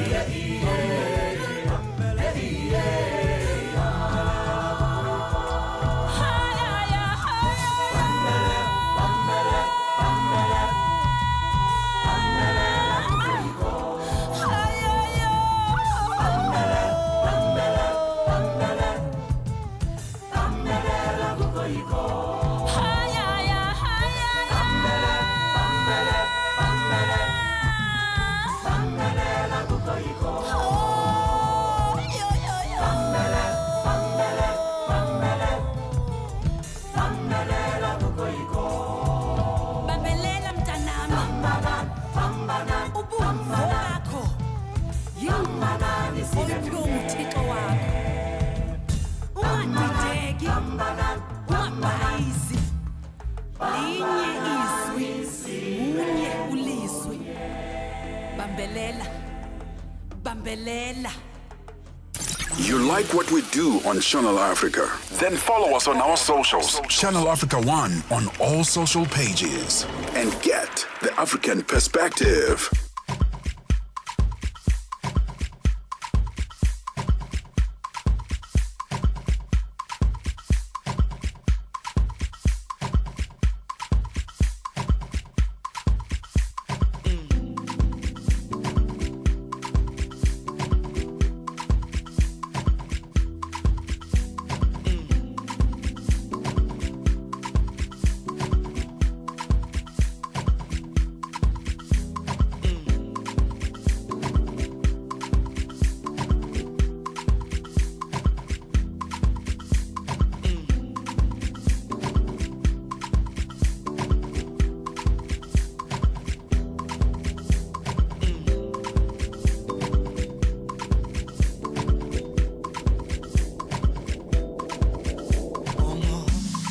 Baby, the day the stars align for you.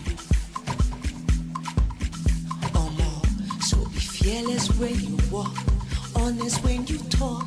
Forces can't shake you, know how. Your swagger precedes you, so step into your light, remember who you are, backbone of the sun. Let your magic shine, shine, shine, Orekelewa, let it shine, Orekelewa, let it shine, Orekelewa, let it shine, Orekelewa, let it shine. The time has come for you to take your place. So stand tall and be firm. Let your voice be heard. Babylon's got to fall now. Your ancestors demand it. Release the ball and chain. Cause no matter what they do, despite what they say, black gold always shine, shine, shine. Orekelewa, shine, black gold always shine. Black gold got to shine. Let it shine,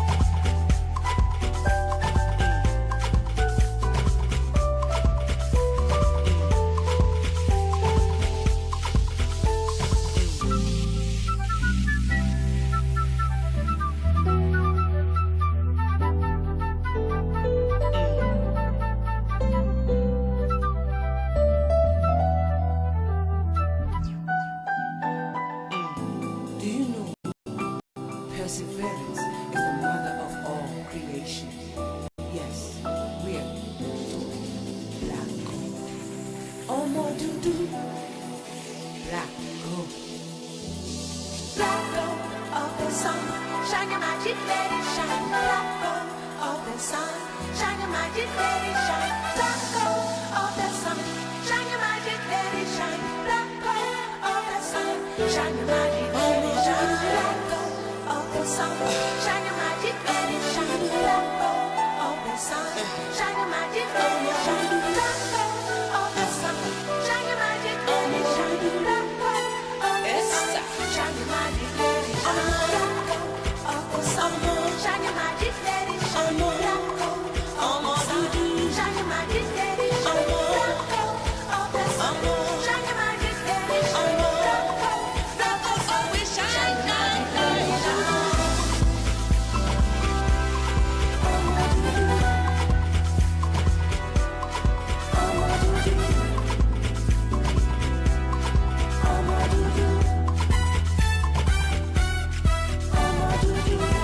Let it shine, I'ma do-do. Let it shine, I'ma do-do. I'ma do-do. Yes. Black diamond, black gold, black life matter. We all matter now.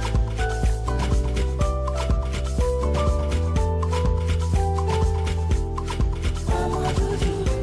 Let it shine. I'ma do-do. Let it shine. I'ma do-do. I'ma do-do. Gotta let your black light shine. I'ma do-do.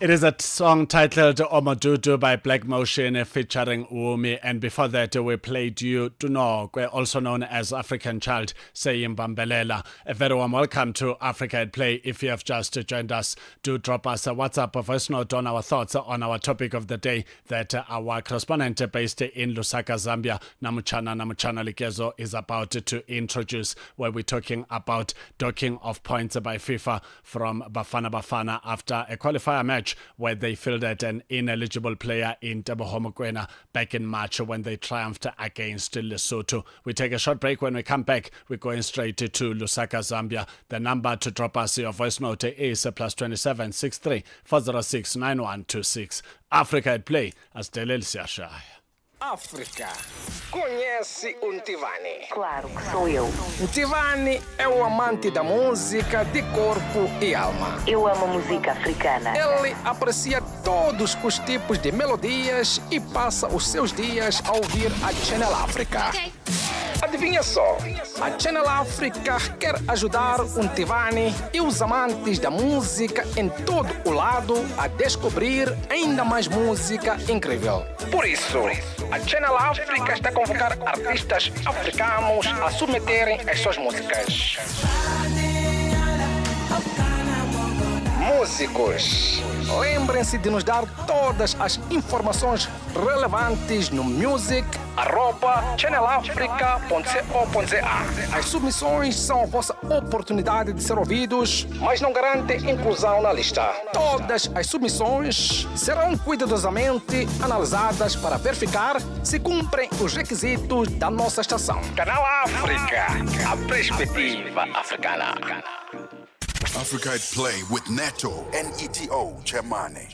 FIFA punished Bafana Bafana and docked 3 points for fielding an ineligible player during the World Cup qualifier match against Lesotho. There is often disturbing scenarios in African football, such as fielding ineligible players, age cheating, and general administration blunders. There is hardly such reports in other continents like Europe, North America, and South America. Why is African football accompanied by such activities of disorder? I have with me Isaac Chipotanga, soccer expert. Isaac, thank you so much much for having taken time to join us on Channel Africa today. Isaac, as we are talking right now, Bafana been docked 3 points for fielding an ineligible player during the World Cup qualifier match against Lesotho. We are asking, why is African football accompanied by such activities of disorder? Thank you very much for giving me this opportunity. Let me begin with the issue of Bafana and the 3 points that have been deducted owing to the fact that they fielded Teboho Mokoena, the Sundowns midfielder, when he was ineligible after accumulating 2 yellow cards in subsequent matches before that particular match. My views are simple, and I think I'm a little bit disappointed, first and foremost, with the South African Football Association, SAFA, because the route that they've taken of trying to appeal when they rightly know that there's no legal grounds for them to appeal, rather than a technicality. Well, the technicality that they're probably citing is the fact that Lesotho themselves didn't point out the fact that Mokoena was ineligible to play in that particular match, and they're using that as a basis for them to basically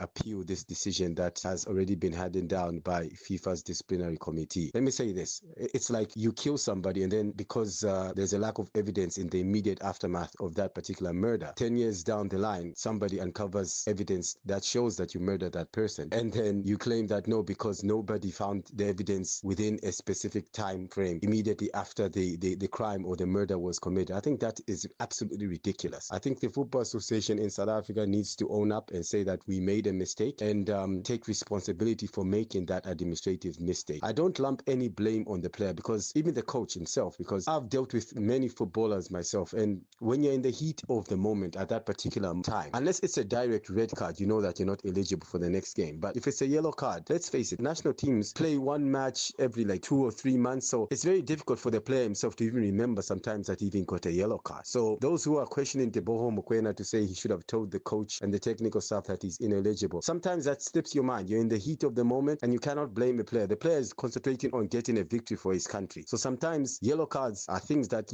can be easily forgotten by him, as well as the head coach and the technical staff. So there should have been somebody at the Football Association at SAFA to really address this issue and say, well, this player is ineligible. And this just shows that there's probably a leadership, I wouldn't want to say crisis in South African football, but there's a leadership vacuum that needs to be filled in South African football at the Football Association in this regard. And I'll go further and say that it's not just this player that has been sanctioned or warned in this particular case and, the 3 points deducted. The financial implications. Let's not forget that SAFA has got many financial obligations that are failing to meet at the moment. So this decision by the FIFA disciplinary committee also comes with the fact that South African Football Association, SAFA, has to pay an extra 12,500 that would have gone to many other things that are competing needs for the finances that are very limited within the coffers of SAFA. So in a nutshell, I think SAFA, in my opinion, SAFA should take responsibility for the fact that they mishandled this particular situation, rather than, going on flimsy grounds trying to appeal this particular,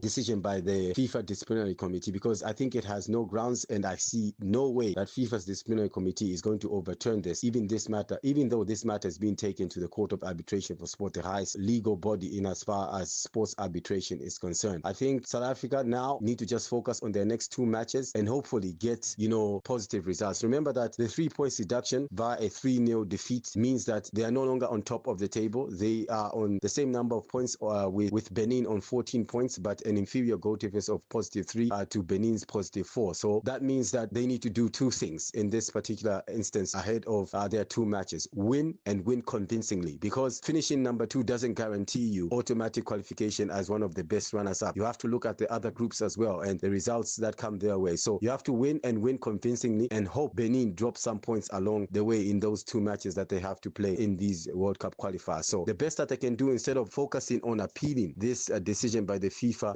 disciplinary committee, is to focus on ensuring that their players are in the right frame of mind and get positive results in their next 2 qualifiers to finish top of the group and qualify. Otherwise, it's a sad day for African football, seeing one of, I think, the best run football leagues in the world, one of the best associations, if in my opinion, in the African continent, make such a schoolboy error in terms of fielding an eligible player, and then trying to turn around and say, we're going to use a technicality to try and defend and overturn this decision. It's a really sad day. And I think SAFA, the hierarchy there, should be thinking about heads rolling, and whoever responsible for ensuring that, players who are eligible on the field of play and players who are ineligible are not on the field of play should take action against those officials within SAFA to ensure that such a calamity doesn't happen moving forward. It's it's a disgrace because it's happening in a FIFA World Cup qualifying campaign and the world is looking. And that just, gives even extra incentive to those who do not support African football, that if one of the best or most organized football associations on the African continent can make such a blatant blunder in a World Cup qualifier, what does that say about the organization of, African football in terms of their associations across the continent? That I think is really showing a lot of strides in terms of development, but this is really, really a smack in the face and has just attracted all the wrong reasons from an African football perspective. Once we're trying to, ensure that at the end of the day, African football is respected. I think this is a step in the wrong direction, and South African Football Association, SAFA, really should just take responsibility for it and move forward. Hopefully they can still get the job done in their next 2 matches, but this was a major, major blunder by SAFA. Isaac Chipwatanga, soccer expert on our topic here today. I also have with me Wezi Mazunda. Wezi, thank you so much for having taken time to talk to us. We are looking at disorder in African football. Wezi Bafana have been docked 3 points by the World Soccer Governing Body FIFA for fielding an ineligible player during the World Cup qualifier match against Lesotho. Why is it that African football is accompanied by such activities of disorder? The situation they are coming out of Africa, these are very common situations. We've seen them with the number of countries fielding ineligible players, and this usually comes because of pressure. I want to believe you want to achieve, you're doing so well, you've got a reputation to protect. I'm not saying this is the case in South Africa, but maybe in situations that it would also be an oversight by the managers who are able to check the records of these players. A lot of things happen, really. We can't really blame the administration and the technical bench. But yeah, in this case, I'm sure there's blame game because, there's a World Cup at stake here and a team has to qualify. At the end of the day, it all goes down to professionalism that I always like to talk about. Professionalism, accountability, and responsibility. PA are simple and straightforward. With that, I think everybody's going to be checking everything. I think the players should also take interest in finding out where they stand, where they're at with disciplinary cases. I think this is what you review. Managers, every time the team gathers in camp, difficult right now because games are coming fast and constantly following each other. There's been delayed competitions. We've got the delayed Africa Cup that's going to be played in December through to January next year that's going to be played in Morocco. So there's so much pressure. Games are so many. I'm talking about the national team in this case. Qualifiers to the World Cup have been coming fast. Time is moving so fast. So maybe there may be an aspect of overlooking this issue. So I think to correct a measure like this one, players should take interest because you are the one playing. So get to ask, am I okay? Am I all green? Or is it dented? Am I yellow? Am I red? Or am I black? Would I be able to feature? All these things should be important. That is why you have a huge pool of players to pick from as a coach. You need to know. And I always like to advocate for having 3 good players in every position that you play. So if it's a defender, a striker, a goalkeeper, midfielder, have 3 best players. So just in case something happens with your dependable, you've got backup number 1 and you've got backup number 2 to clear all these issues. I'm sure our friends from Europe have mastered this art very well. Europe is very dominant. Look at what they win. Look at them winning the World Cup and all these club championships and making all this money. So I think it's in that area that you really need to concentrate. It's not easy. It's tough going. It's fast. You may tend to overlook certain things. So it does happen, I'm sure, in other confederations as well. Maybe it goes unreported, doesn't get so reported, or maybe they just overlook it. I don't know what happens. But Africa, everybody, just because it's Africa, everybody wants to put Africa on the spotlight. It's not fair. It's not nice. It's not right. But let's be alert, ask ourselves as Africans. I think let's be alert instead of always looking at ourselves as the victims. I think let's work to become professional, accountable, and responsible in this scenario and situation, because I'm feeling for the team. You have worked so hard. World Cup qualification is not easy, and it's good money, by the way. It's very good money. You get to the World Cup qualification, there's preparation money. you need that because with all the hard work that you put in, you have to get something good out of it at the end of the day. So yeah, we really have to help Africa, help each other as Africa, help ourselves as Africa by being professional and scrutinizing all these scenarios and making sure that we come good out of it. Otherwise, I do believe in Africa, its potential of being good and dominating in all areas, especially if we just start from the aspect of professionalism and making sure we just work on these small issues, leave nothing to chance.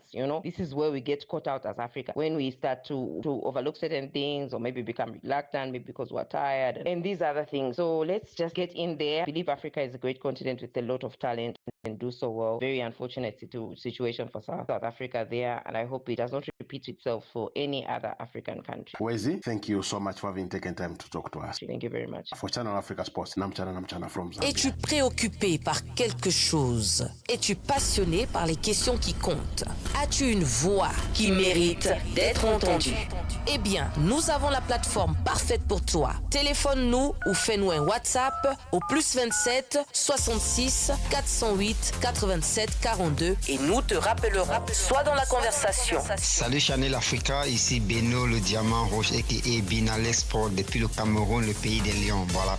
Sois dans la conversation. Il ne s'agit pas seulement de parler, mais c'est ta chance d'exprimer ton point de vue, de partager tes opinions et de t'engager avec une communauté qui valorise ton avis. Suivez-nous sur les réseaux sociaux, visitez notre site www.channelafrica.co.za et préparez-vous à partager vos points de vue sur Channel Africa, la perspective africaine. The stories, the scores, the spirit of the game. Catch Africa at Play with Neto Muyane. Saturdays from 2 to 5 p.m. on Channel Africa. 15:57 Central African Time. If you have just joined us, a very warm welcome to Africa at Play. We've got voice notes on our topic of the day, where FIFA punished Bafana 3 points for fielding an ineligible player during the FIFA World Cup African qualifier match against Lesotho. And we've witnessed there's often disturbing scenarios in African football, such as fielding an ineligible player, age cheating, and general administration blunders. There's hardly such reports in other continents like Europe, North America, and South America. And the question we are asking is, why is African football accompanied by such activities of disorder? Let's take the first voice note from Apiwe Ngwenya. Hi Africa Play, this is Apiwe Ngwenya in Durban. I don't think that it does not happen in European countries, North America, etc. But I just think maybe coverage about it might not be as wildly populated as it happens in African countries. So for instance, if it happens in a small European nation, it might not be big news. But if it happens, for instance, let's say Spain was docked points, then it'll be big news, you know? So I just think that it might, I'm not saying it doesn't happen, I'm not saying it happens, but it can't just be an isolated thing of African countries. Yes, our administration is not the best in all spheres, in all sporting codes. We have a lot to learn.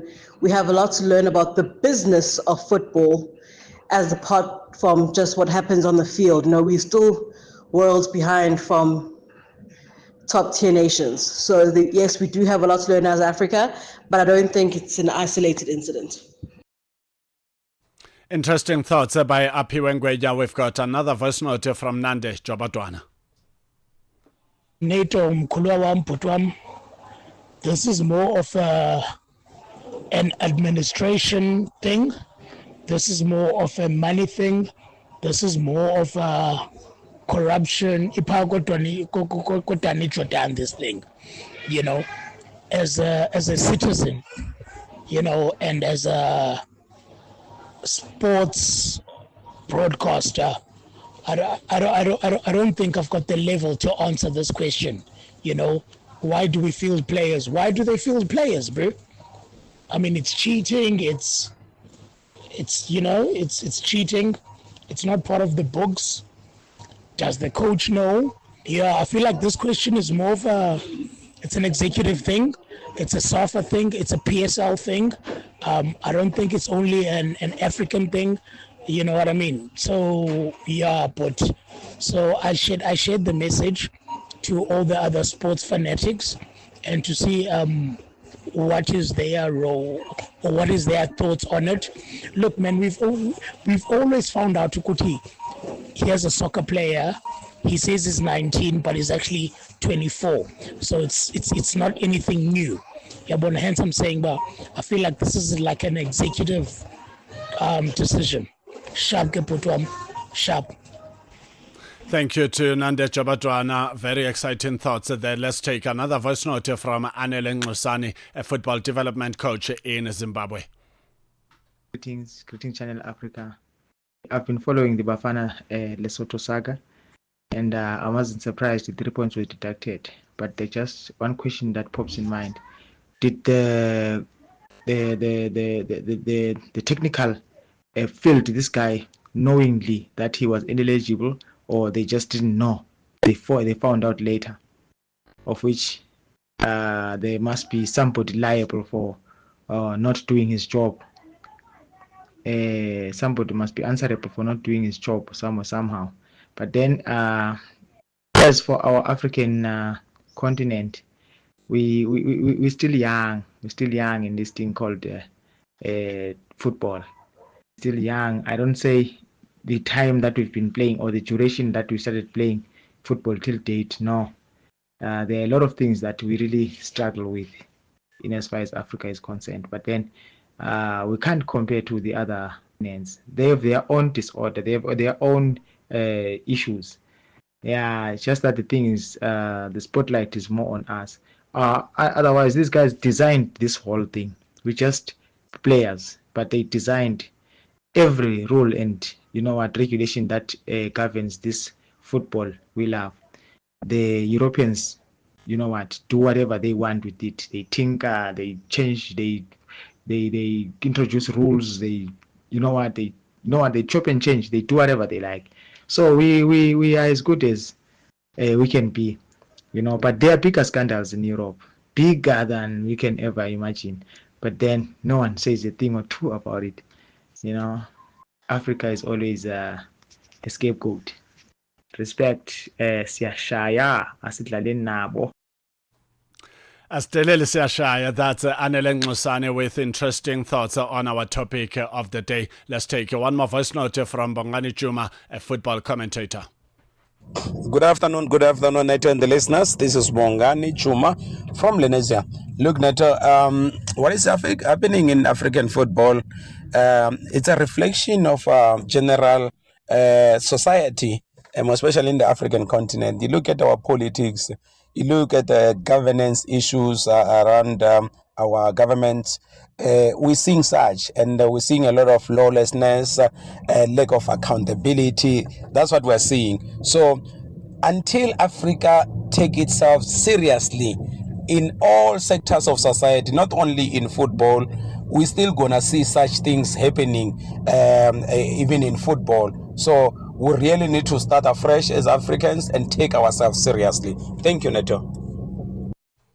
16:04 Central African Time. Thank you to all the Africa at Play family members who have sent us their thoughts. Africa at Play remains incomplete without your thoughts. This is Africa at Play. Astelele Siashai. Where champions rise and legends are made.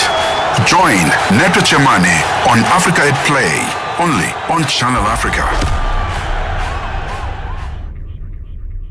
16:04 Central African Time. We will be having a conversation with our East African correspondent Sam Mboza in just a moment. But let's update you on the ongoing action in the World Cup qualifiers. We've got a match between United Arab Emirates versus Oman that's taking place at 19:15 Central African Time. Then at 21:30 it's Iraq versus Indonesia, while the match between Eritrea and Tanzania was cancelled. There's also a match that is on a halftime break in Europe between Latvia and Andorra, and they're still on a 1-1 draw. There's still 45 minutes of football to be played between the two nations. At 1800, Hungary lock horns with Armenia, while Norway will take on Israel. And in Bulgaria, Bulgaria will be up against Turkey at 20:45 Central African Time, while Estonia clashes with Italy at the same time. And Portugal will lock horns with Ireland also at the same time. Serbia versus Albania, and Spain takes on Georgia. This is Africa at Play as we welcome Sam Mboza, our East African correspondent based in Kampala, Uganda. Sam Mboza, a very good afternoon and a warm welcome to Africa at Play. Yes, good afternoon, my brother in on it road. Thank you so much for joining us. Let's talk about the banning issues. What's the latest in Ugandan sport?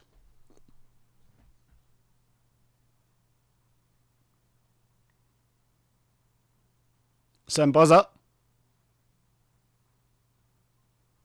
It looks like we are having a challenge with that line from East Africa, from Kampala, Uganda. That is Simon Boza, our correspondent. We will reconnect a better sounding line with him to find out about the latest in Ugandan sport. Simon Boza is back with us. A warm welcome back to Africa at Play, Mr. Boza. I was saying banning issues. What's the latest in Ugandan sport? Brother Neto, but I was saying that before I add my voice to... I make my, I give you news from Uganda. I wanted to add my voice to the circumstances under which South Africa were docked points because of fielding an eligible player. I had you asking a question: what is wrong with the African football? I think, in my opinion, the problem is very big because, first of all, the CAF competitions office is supposed, in my opinion, I think they are supposed to update every team of their cards. That is, in case there are players who are booked, they should be able to tell them ahead of their games that, according to our records here, player and so is booked twice, player and so is red card, player so is not supposed to play game. It's supposed to sit out 2 games. That is from CAF competitions office. I'm sure they're supposed to communicate this. Now, if they did their job, and probably the secretariat at SAFA did not do their job, now the problem comes back to South Africa. But, and in my opinion, my other opinion is probably as South Africa Football Association, they were not happy, and probably they were protesting that card, that booking. Probably they thought they were protesting, and they were thinking, okay, their player was in, and it wasn't booked, and he was supposed to play the game. So the whole thing is about communication, and somehow, communication was broken, and that has always been a problem. We have seen these things happening in our local leagues, where you see in a league, a team fields a player, then after they play the game very well, and actually the opponent team is already well aware that in that team there is a player who is not supposed to play the game. But they waited for the game to end. If they lose against that team, they file a complaint, a petition. If they win, they keep quiet about it. If probably it's a league, they will wait until that team wins another game, and then they will now raise the point, and probably they'll go through the team that actually lost the game, and they will feed them information and tell them, you know what, the team you played against beat you, but they were not supposed to field such a player. And the other team will be docked points. So, but the whole thing centers on communication. And we should be able to find out who blocked the communication channel, who didn't communicate. The player himself, if you are showed the card, you should be able to know that in match A, match B, I was showed 2 cards. And then you should be fair to your team and tell your coaches and your administration that, you put me in this game, you risk, as a nation, we risk losing points. So you don't keep quiet, because every time you are booked, a card will be shown to you, and you will know. So I think there was somehow where communication did not link up well. Yeah. Communication breakdown, that's a point raised by our correspondent Semboza from East Africa in Kampala, Uganda. Semboza, please do stay on the line. We take a short break. When we come back, we'll dive into the latest in Ugandan sport. AUSISA, the Association of Water and Sanitation Institution of South Africa, is a platform uniting Africa's water professionals. This November, Africa leads the conversation on water and sanitation. Join global and African leaders at the AUSISA Africa and Global South Dialogue 2025 from the 9th till the 12th of November at the Emperor's Palace, Johannesburg. From policy innovation, this is where action meets collaboration for a water-secure future. Register today at ausisa-watersan-dialogue.org or follow at Ausisa on social media. Ausisa, working together for sustainable water and sanitation security in Africa. Your weekend sports fix. Across the continent, it's Africa at Play with Neto Muyane, bringing African sports to life.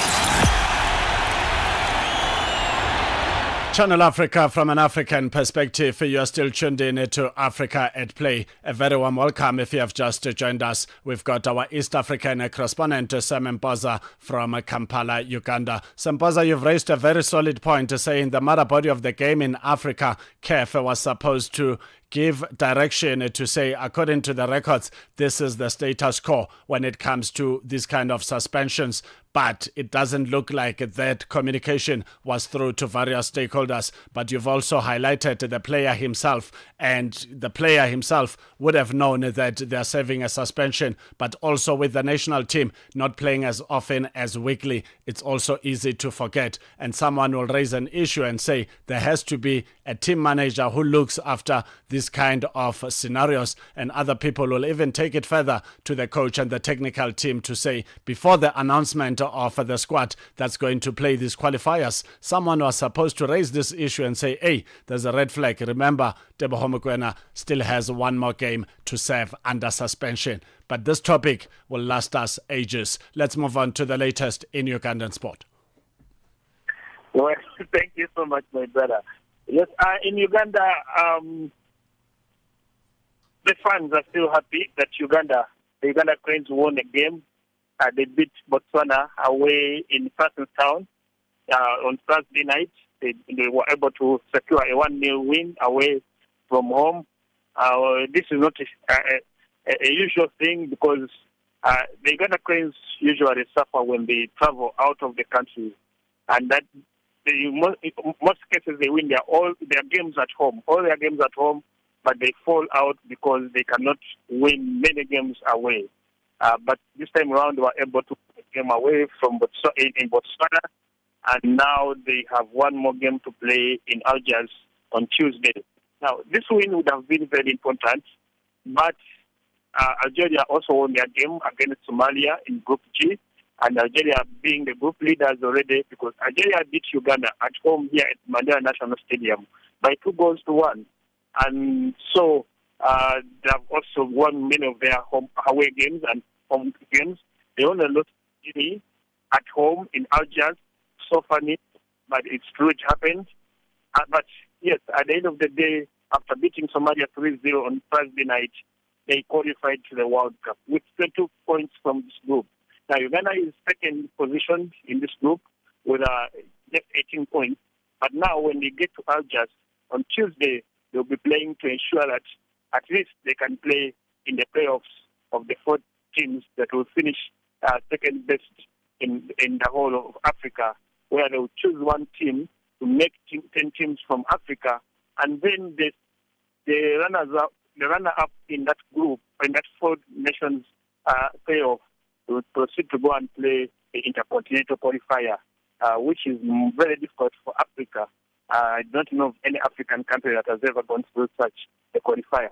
So that is now what is at stake for Uganda. Everyone, every fans, every sports stakeholders here and I is in Algiers waiting for Tuesday to see what will happen there. Yes, and of course, so many people are hopeful that the team has really undergone a lot of transformation as we speak today. This is not the team that probably kicked off the campaign. It has become more stronger. They have bonded more. A couple of new players have been added to the team, especially players playing from Europe. Many of them, there are many players that have been in Europe, playing in Europe with the Ugandan roots, but not actually staying in Uganda. Many of these players have been identified by coach Paul Put, and now they are part of the team. So we hope, and many Ugandans hope, that Uganda can surprise Algeria from home, because Algeria now, as we speak, they have already qualified, so maybe they may not put in as much as possible because already they have qualified. But the Algeria, I know, this is a team that enjoys winning, and especially winning before their home fans. So it's not going to be a very simple game. I must say, Mr. Mpoza, that the Uganda Cranes have impressed me in their run in the ongoing FIFA World Cup African qualifiers. And of course, the Desert Foxes are never at an easy side to beat. Even if a match is a dead rubber to them, they might just want to go all out and come out victorious. What has changed in Ugandan football? Because over the years, it would be an unfamiliar position for the Uganda Cranes to find themselves lying second in the qualifiers for a big spectacle like the FIFA World Cup. Well, football in Uganda has been in a lot of time. Since I think 1994, 96, academies started becoming we started with the kids.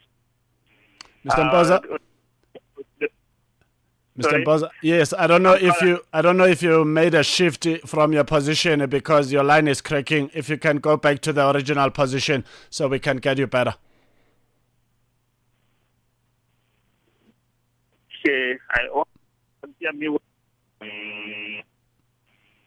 Yeah, we're still having a cracking line, Mr. Mpoza. Please keep trying. I'll tell you if the line is sounding better. Okay. Yeah, keep going. I'll let you know if you're sounding better. Let me hope you hear. 16:18 Central African Time. There is a line from Kampala in East Africa where we get in the latest update from Ugandan sport through Sam Mpoza, our correspondent. Let's take a short break and we will come back and establish a better sounding line so that the contribution from Sam Mpoza does not go to waste.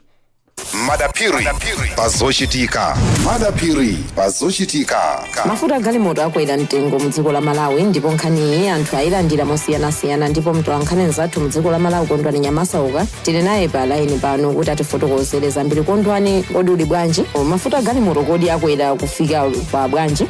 mafuta galimoto akwera amene tuyankhula pano kukambonena kuti usiku wathawu petrol wakwera kuchokera pa 2,530 kwacha kukafika pa 3,499 kwacha. Kuma nkhani ya mapercentage ndi 38.30%, pamene diesel wachoka pa 2,734 kwacha kukafika pa 3,500 kwacha, yomwe ikuyimira kuma percentage 28.02%. Zochitika pa nthawi ya 6 koloko kufikira 7 koloko madzulo, lolemba mpaka lachisanu ndi madapiri.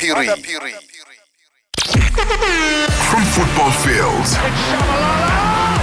to finish lines, Eliud Kipchoge storms into the history books. Neto Muyane brings you sports on Africa at Play.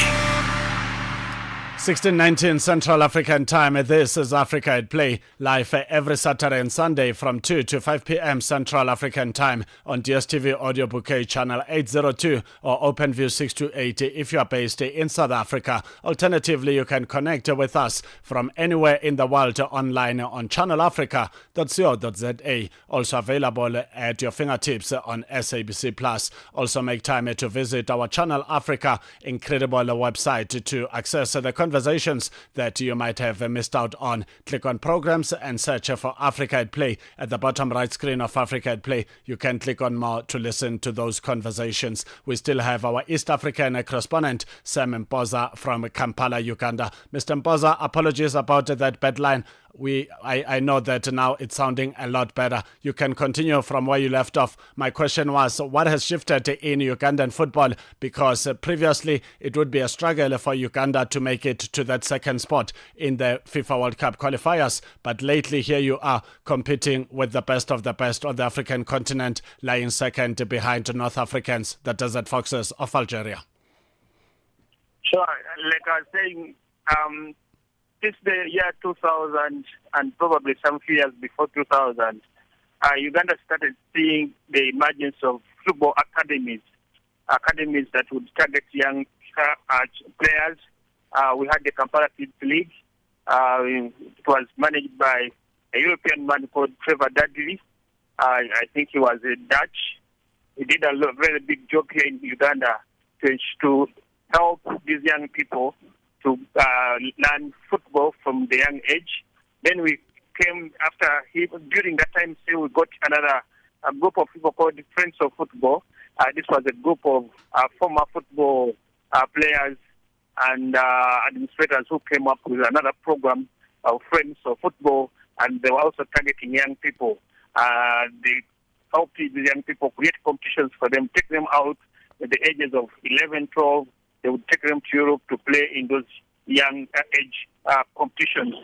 Then later we also got the Edgar's Academy, which is being managed. That was around 2005, 2006, around there. Edgar Watson, the former Uganda Cranes captain, very good midfielder, now is the CEO of Uganda, the Federation of Uganda Football Association. He came up with an academy called Edgar's Academy. That also added to the two which were already there.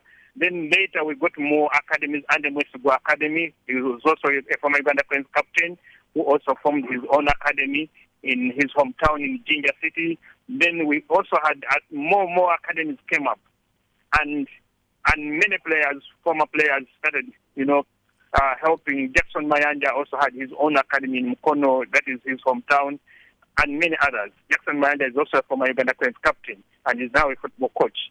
So the emergence of these academies helped so many young people to start playing organized football, because before then, people were playing. These young people would play football, but on their own in schools with games teachers who are not trained to coach football, but just because he's a teacher and is given a responsibility, and it was always a must by the Ministry of Education and Sports that every school was supposed to engage in sports, but there were no qualified coaches in schools. So when these academies came, they helped so many of these young people. Then that helped competition to grow among the young people. Then when they grew up a bit, many of them, when they grew up, of course, they joined the other competitions. We have so many competitions in Uganda. There's what we call the regional competitions, Masaza Cup. There's first division football, second division football, and many others. Now, this helped a lot because now these young people also got more exposure. And then when Sir David Mitchell, Coach Sir David Mitchell came to Uganda in 2004 as SC Villa coach, Sports Club Villa coach. He helped so many players to start playing football from outside, because by then we only had two professional players, playing from outside Uganda. That was Jackson Mayanja, who played with Zamalek of Tunisia, and he also, I think, played for Ahari of Egypt. Then we had Majidu Musi, the late, who died some time back, but he played football in France. Those are the only professional players we had. And then when Mitchell came, a number of young people were linked to play in European teams. There were not many at that time, but a few of them went, including former Uganda Cranes captain Ibrahim Sekaja and many others. So they went out and played football. So that helped a lot. Then now the young people playing football in Uganda had an example. They had an inspiration. They had people to look up to. They had people whom they wanted to be like. Because those guys who went to play football outside, they when they came back with some money, they changed the lives of their communities and their people. So the whole thing started growing like that. So Mitchell helped many of them to go out and play. Even when he left Uganda, he went with so many players. Wherever he went, and because I'm told his cousin was the coach of Belgrade in Serbia, FC Belgrade in Serbia. He linked well with him, and then some of our players went to Serbia. There was the then captain of the Ghana Cranes, assistant captain Neto Muyane went to Serbia, and many other players, around 4 players went and played football in Serbia. So, and now, this is how it started coming up. And then we got Bobby Williamson, who also helped many players to go and play in Europe.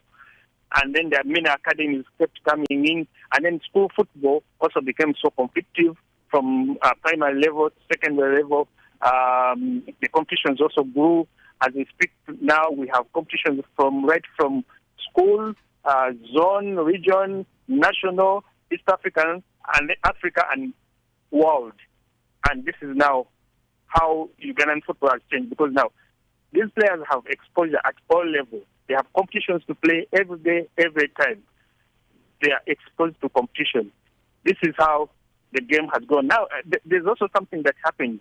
You have just heard from our package from Kampala. That is the time, again, when FIFA picked interest in Ugandan football. They sent Ashford Mamelodi to Uganda as the FIFA development. First of all, he came as an instructor for administration instructor. Then he later came back as FIFA development officer to implement the goal project in Uganda. Then the administration was also aligned. A lot of change took place in the administration of football in the country. That is when Dr. Lawrence Muyindo became FIFA president. He did things professionally, and before Engineer Magogo Moses came in, then government also somehow picked interest and started injecting money into football. Because before that, then the football in Uganda was being starved.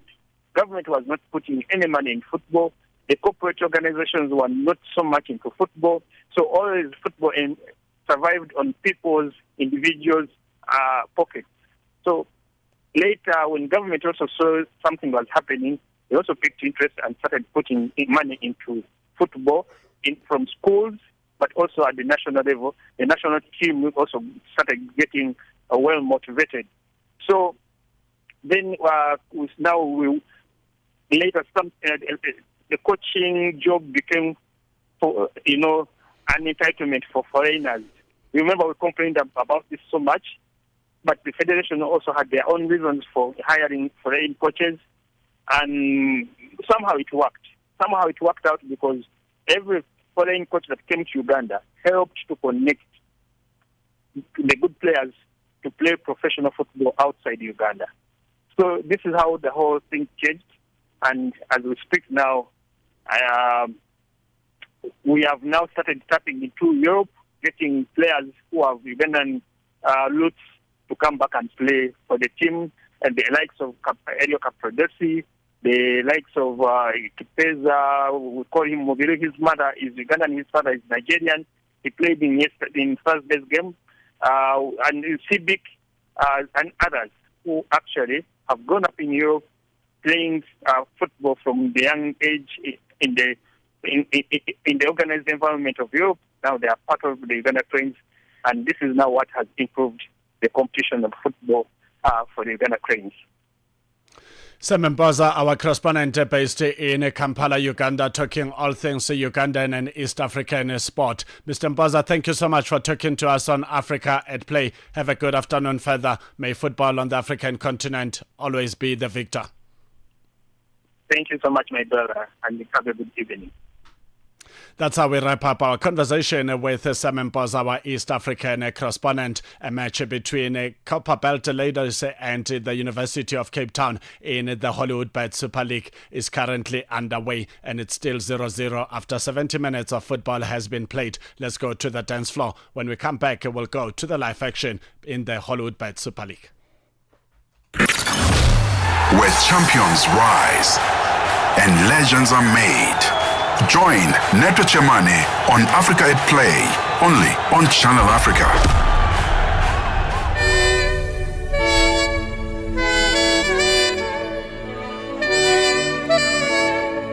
Military touch.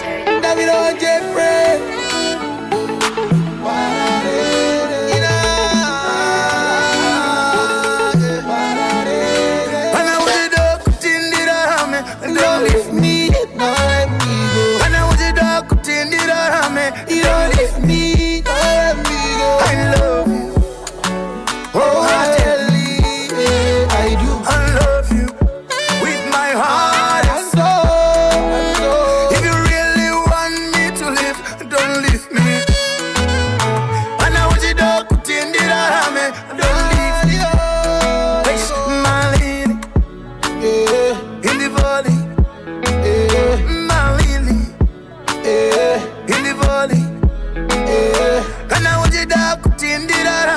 don't leave me.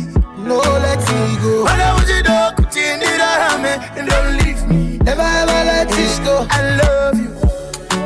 Wholeheartedly. I love you with my heart and soul. Believe you me, baby, I don't tell no lie. I love the way you look at me, baby, and you call me daddy. You shine like a light from the sun, girl. Shine no it I wear, baby. Can I win any? You shine like a light from the sun, girl. Let me love you, let me give you my hope, because you shine like a light from the sun, girl. Pauno famba, pauno figa, tell you one, you shine like a light from the sun, girl. I love the way you look at me, baby, when you call me daddy. Look like my wife from the sun, girl. Chauno ita iwewe, baby. And I win any wherever you are, girl. I want go. Ruvarangu, Dali wangu, Ruvarangu, Dali wangu. Girl, I love you. Girl, I need you always. Everything for you, she fall on you, I love the way you look at me, baby, and you call me daddy. You shine like a light from the sun, girl. Shall know it I will, baby, and I win any. You shine like a light from the sun, girl. Let me love you, let me give you my all, yeah. You shine like a light from the sun, girl. Pauno bamba, pauno figa, tell me one, yeah. You shine like a light from the sun, girl. Liggy, liggy, liggy, boom, magalio. Liggy, liggy, liggy, liggy, boom, magalio. Girl, I need you always. Liggy, liggy, liggy, ah, magalio. Ino zingo za msoro, ino panika mikono. Liggy, liggy, liggy, boom, magalio. Everything for you, Liggy, liggy, liggy, liggy, boom, magalio. My love will never die, no. Liggy, liggy, liggy, liggy, boom, magalio. Oh, I'm gonna see you while. Liggy, liggy, liggy, liggy, boom, magalio. You don't leave me, don't let me go. Liggy, liggy, liggy, boom, magalio. Don't leave me, don't let me go. Liggy, liggy, liggy, boom, magalio. Malele, na di balio. Liggy, liggy, liggy, liggy, boom, magalio. My love will never die. Liggy, liggy, liggy, liggy, boom, magalio. Oh, I'm gonna see you while. Liggy, liggy, liggy, liggy, boom, magalio.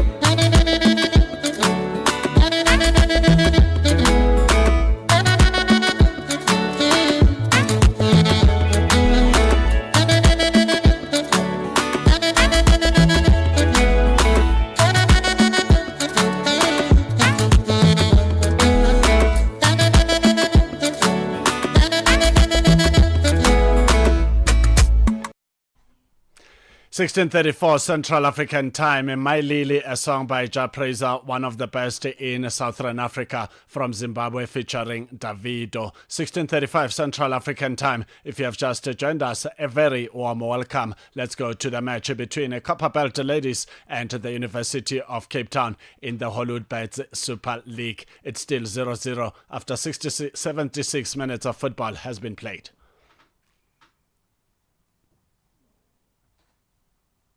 Schmidt rather to run onto. She does get onto it. This is Schmidt. Brilliant ball. Serenity's through on goal, and she does indeed score. Oh my word! Just as I was saying that they may just score, they do, and it's Serenity. It's her first goal in the Hollywoodbets Super League, and it's a big one. It's a huge one for UCT, who may have just won this game with 13 players. No one's on the bench. Ahmed Parker is a genius. Look at this. Jacobs.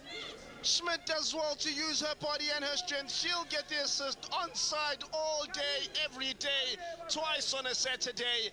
And that is her first goal for UCT. Maybe the winner, unless there is 16:36 Central African time. Just at a time we are crossing to the live match, then a goal came from UCT. They are now leading Copper Belt ladies by a goal to nil. 77 minutes of football has been played, and that goal was scored by Sereti Warner, jersey number 20. Let's go to West Africa in Nigeria for the latest in Nigerian sport. Flying Eagles head coach Aliou Zubairu has accepted responsibility for his side's defeat to Argentina. The seven-time African champions bowed out of the 2025 FIFA Under-20 World Cup on Wednesday night following a 4-0 thumping by Argentina. The South Americans scored twice in each half to claim victory in the round of 16 encounter. Zubairu said he took responsibility for the disappointing results. It's football. I am part of it. I take the blame and responsibility. The day they win, and as they lost, I take responsibility, he said in a post-match reaction. Nigerians have really been crying for his head, or rather calling for his head. The Flying Eagles conceded after 2 minutes with Alejo Sachu slotting home Dylan Goristo's cross. Mara Carrezo doubled the lead with a superb free kick in the 23rd minute. Zubairu confessed the early goals destabilized his team. I think the early goal is part of what destabilized us. We conceded very early, and even the second goal came not too far from the first. That affected our approach, added Zubairu. Zubairu also pointed out his team's failure to match the intensity of their opponent. The level of our fight off the ball was not enough. That's what gave the Argentines a lot of opportunity and space to operate. Anytime we lost the ball, we weren't fighting back quickly. Zubairu speaks. The early goal is part of what destabilized us. We considered the goal at a very early stage of the game. Even the second goal came not too far from the first goal. I think that was what bring about the stability in the whole of our approach. But all the same, I believe the ball did not display positive character. But what I think happened in the match is the level of our fight. Of the anytime we don't have the ball, the way we are fighting for the ball, I think is not enough. That was what was giving the Argentines the opportunity, and they see a lot of spaces to operate. Right now we lose the ball, we are not fighting back quick. It's football. Sometimes it's like that. I'm part of it, so I take the blame. I take the responsibility. So not the boys. If they win, they won. So when they lose, I take responsibility. Also speaking, Captain Daniel Bamai, who has attended the second Under-20 World Cup, said that they will go out to see what is ahead of them. Captain Bamai speaks. We are not out here, and for now it's the local stage. I think we are done with the World Cup now. So we're going to see what's ahead of us.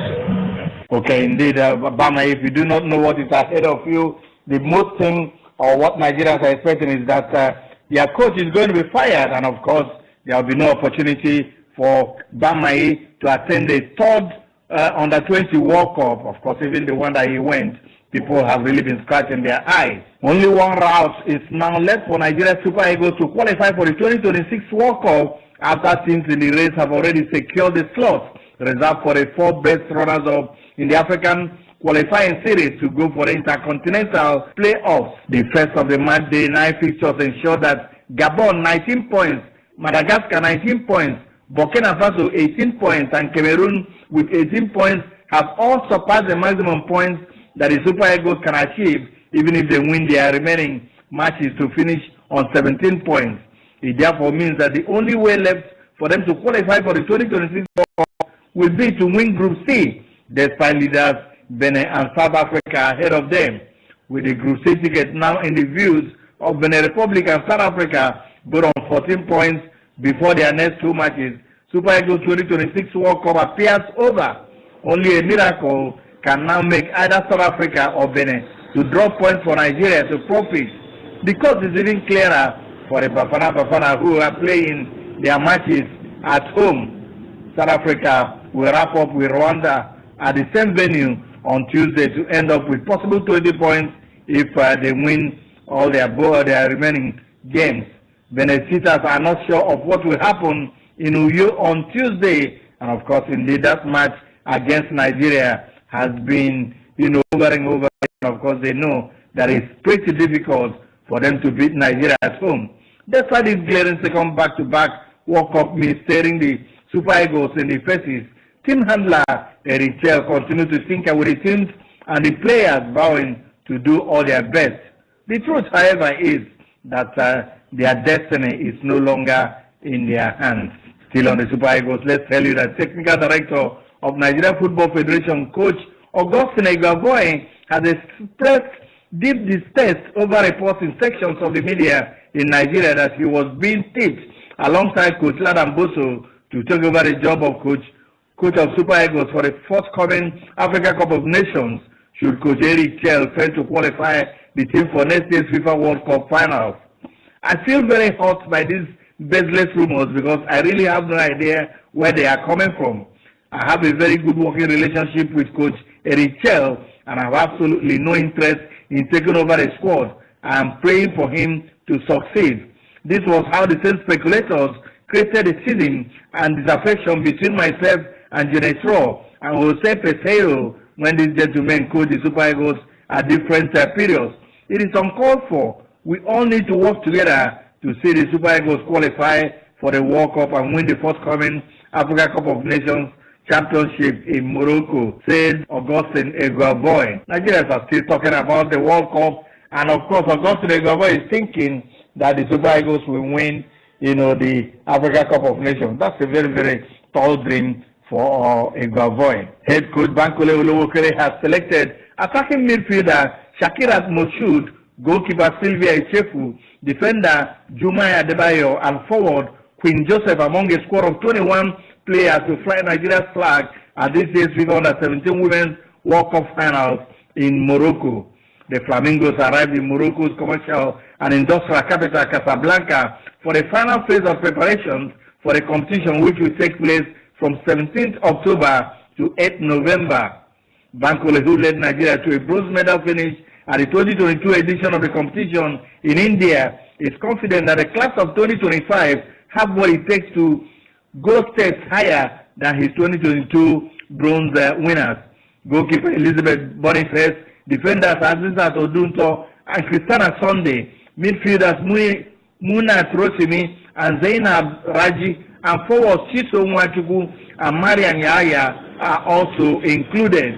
The Flamingos have been drawn in Group D alongside Canada, France, and Samoa. Nigeria will kick off their campaign against Canada on Sunday, October 19, before facing France 3 days later. Both matches scheduled for 8 p.m. Nigerian time at the Football Academy Mohammed 6, Pitch 2, and Football Academy Mohammed 6, Pitch 1 in the city of Saleh. Their final group stage encounter will be against Samoa on October 25th. Will kick off set for 5 p.m. at the Football Academy Mohammed, the 6th Pitch 3, still in Saleh. Former Shooting Stars coach Fataya Maho has expressed optimism that Remo Stars can storm Mamelodi Sundowns in the second round of the CAF Champions League. Recall that Remo Stars defeated Comoros side Union Sportsville de Slimaju 5-0 over 2 legs to extend their run in the competition. However, the team will face a stiff opponent in South Africa's Mamelodi Sundowns on October 19th in Abeokuta after their league fixture in Katsina. Among stated that Remo Stars have experienced players capable of helping the team against Sundowns. Considering that Sundowns have more experience in the CAF Champions League, Remo Stars will face a tough battle. However, football is a game of 11 players, and the team that utilizes their goal-scoring chances will definitely win the encounter. The first leg will play a big factor in deciding who will win the game. If Remo Stars win with 2 or 3 goal advantage, then Sundowns are in trouble. With the depth, experience, and big stage pedigree, Sundowns will be a giant test for a Remo Stars side that has never featured in the CAF Champions League group stages. And before we go, let's tell you that Super Falcons star goalkeeper Chiamaka Nadozie has revealed the emotional challenges she has faced since joining English side Brighton and Hove Albion, admitting that loneliness has taken a toll on her since the move. Speaking candidly, Nadozie said her transfer has not been as easy as many may assume. It has not really been easy because people just see you come out on the field to play. They don't know the struggles behind. The shortstopper confessed that adapting to life away from her family and familiar surroundings has been particularly difficult. Since I moved to Brighton, every day I cry because I feel lonely. I miss my family, my teammates and coaches. They always try to check up on me, to make sure I am okay, Nadozie admitted. Despite the emotional strain, the 23-year-old credited her new club for helping her settle in gradually. I think the most important thing is having people who really care about you. That has helped me a lot, and going to the pre-season with the team also helped me. The unity, everything I saw in the team was really good, she added. Chiamaka Nadozie speaks. I'm really happy that Chelsea did that for me. The players, it's not really easy because sometimes people just, what they know is you just come out on the pitch to play, but they don't really know the struggles behind. Just like me, since I moved to Brighton, almost every day I cry because I feel lonely. I miss my family, thanks to my teammates. My coaches, they always try to check up on me to make sure I'm okay. I think the most important thing is having people who really care about you. That has helped me a lot, and going to the preseason with the team also helped me a lot. The unity, everything I saw in the team was really good, yeah. Nadozie is currently the fourth best female goalkeeper in the world, according to the Ballon d'Or rankings. John Brighton ahead of the new season from Paris FC. And that's the size of Sports Roundup in Nigeria. For Channel Africa Sports, Tono Bane reporting from Lagos.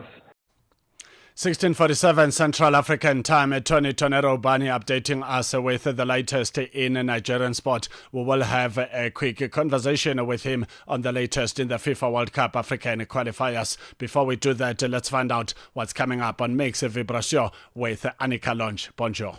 Bonjour Neto, bonjour à tous les auditeurs de Channel Africa. Alors c'est samedi, c'est le week-end, c'est le temps de danser, c'est le temps de se relaxer. Aujourd'hui, nous allons nous relaxer, danser au rythme des belles mélodies, des chansons africaines chantées par les artistes africains. Et en plus de la musique, nous aurons une conversation inspirante avec notre artiste de ce jour que je vous invite à découvrir. Alors restez connectés à notre site web qui est le www.channelafrica.co.za pour ne rien manquer de cette conversation très intéressante. Merci beaucoup, Neto. Merci beaucoup. Stay tuned to Channel Africa. We are broadcasting to the world in 5 languages, in English, Chinyanja, Kiswahili, Portuguese, and of course French. The program coming your way in that language. That's a Mix Vibration with Annika Longe. Let's welcome Tony Tonero Bani, our correspondent based in West Africa, in Lagos, Nigeria. West Africa's finest. A very good afternoon and a warm welcome to Africa at Play.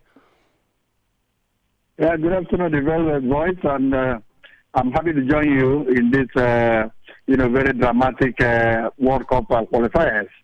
Very dramatic indeed. If you zoom into Group C, Benin are leading by 17 points after 9 matches have been played. 1 match left for all 6 nations in Group C. South Africa's Bafana lying second with 15 points, a difference of 2, while the Super Eagles of Nigeria are lying third with 14 points. If the Super Eagles beat Benin this coming week, they will get to 17 points. And if Bafana beats Rwanda, they will get to 18 points and qualify as the leaders of Group C. But this is football. Bafana couldn't capitalize on the match against Zimbabwe, dropping 2 essential points. What do you make of the standings in Group C? Who stands a better chance to book a ticket to the US, Mexico, and Canada? Yeah, the Velvet Voice, I must say that it's a very dramatic group, one of the best groups, and, a group that nobody expected that it will come out like this. And indeed, I don't think that before this time that anybody had given the Cheetahs of Benin any chance of survival, among the heavyweights in Nigeria and South Africa. Here they are. And from what we've seen, I think the best thing I would do is just for us to advise that hypertensive football fans are advised to, stay away or perhaps to be on sedative on Tuesday, when the Group C qualifiers reaches a crescendo, because it's not just a moment for the faint-hearted.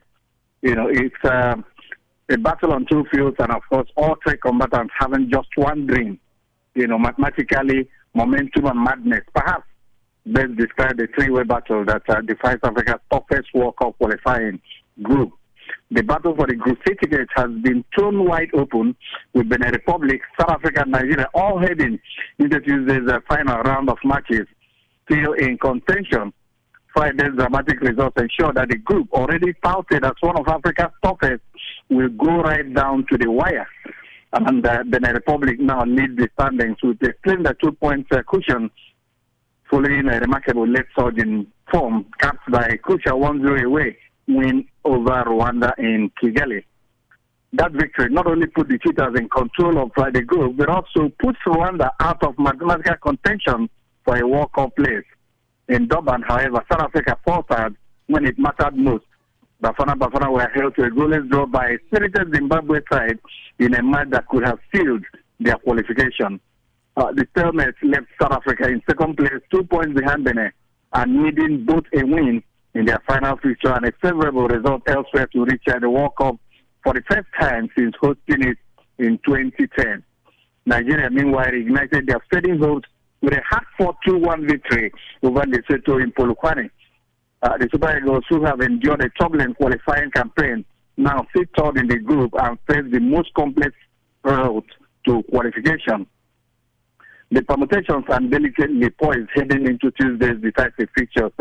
Neto and Benin Republic with 18 points have the clearest path. They need only to beat Nigeria to secure a historic first-ever World Cup appearance.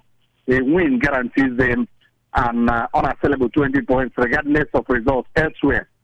South Africa, 15 points, must defeat Rwanda in Johannesburg and hope Nigeria beat Benin. A draw in the Benin-Nigeria clash will end their hopes.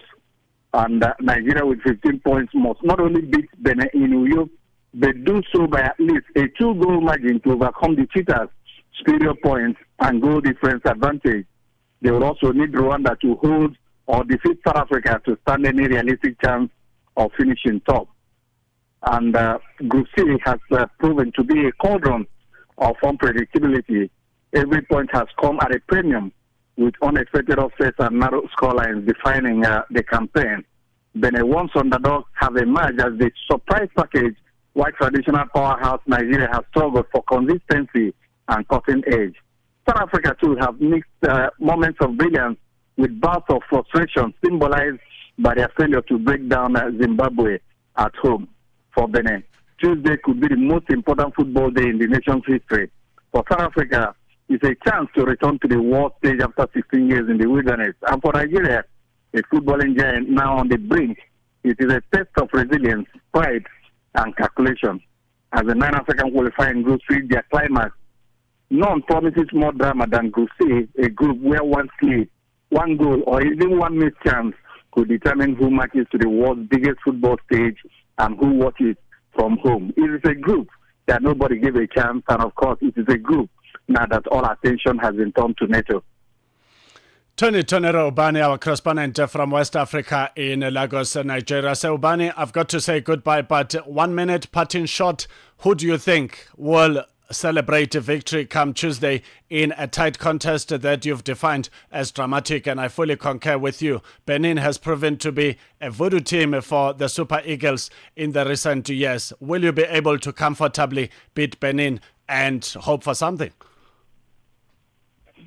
Therefore, without mincing words, I think that there will be celebrations and popping of champagnes in South Africa. Because the Benin Nigerian match will definitely give South Africa the edge, and of course for them to qualify. That's exactly how I say it. That's how we wrap up our conversation with Tony Ubani, our West African correspondent based in Lagos, Nigeria. So, Ubani, thank you so much for contributing to Africa at Play. May African football triumph come this Tuesday, match day 10, that decide us for the ongoing FIFA World Cup African qualifiers. That's how.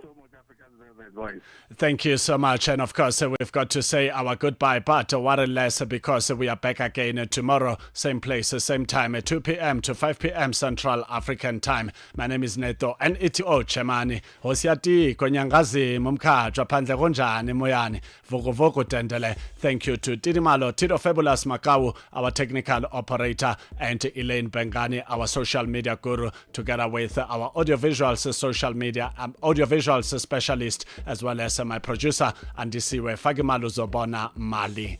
Africa at Play, as Delil Siashaya. Oh yeah, oh yeah, oh yeah.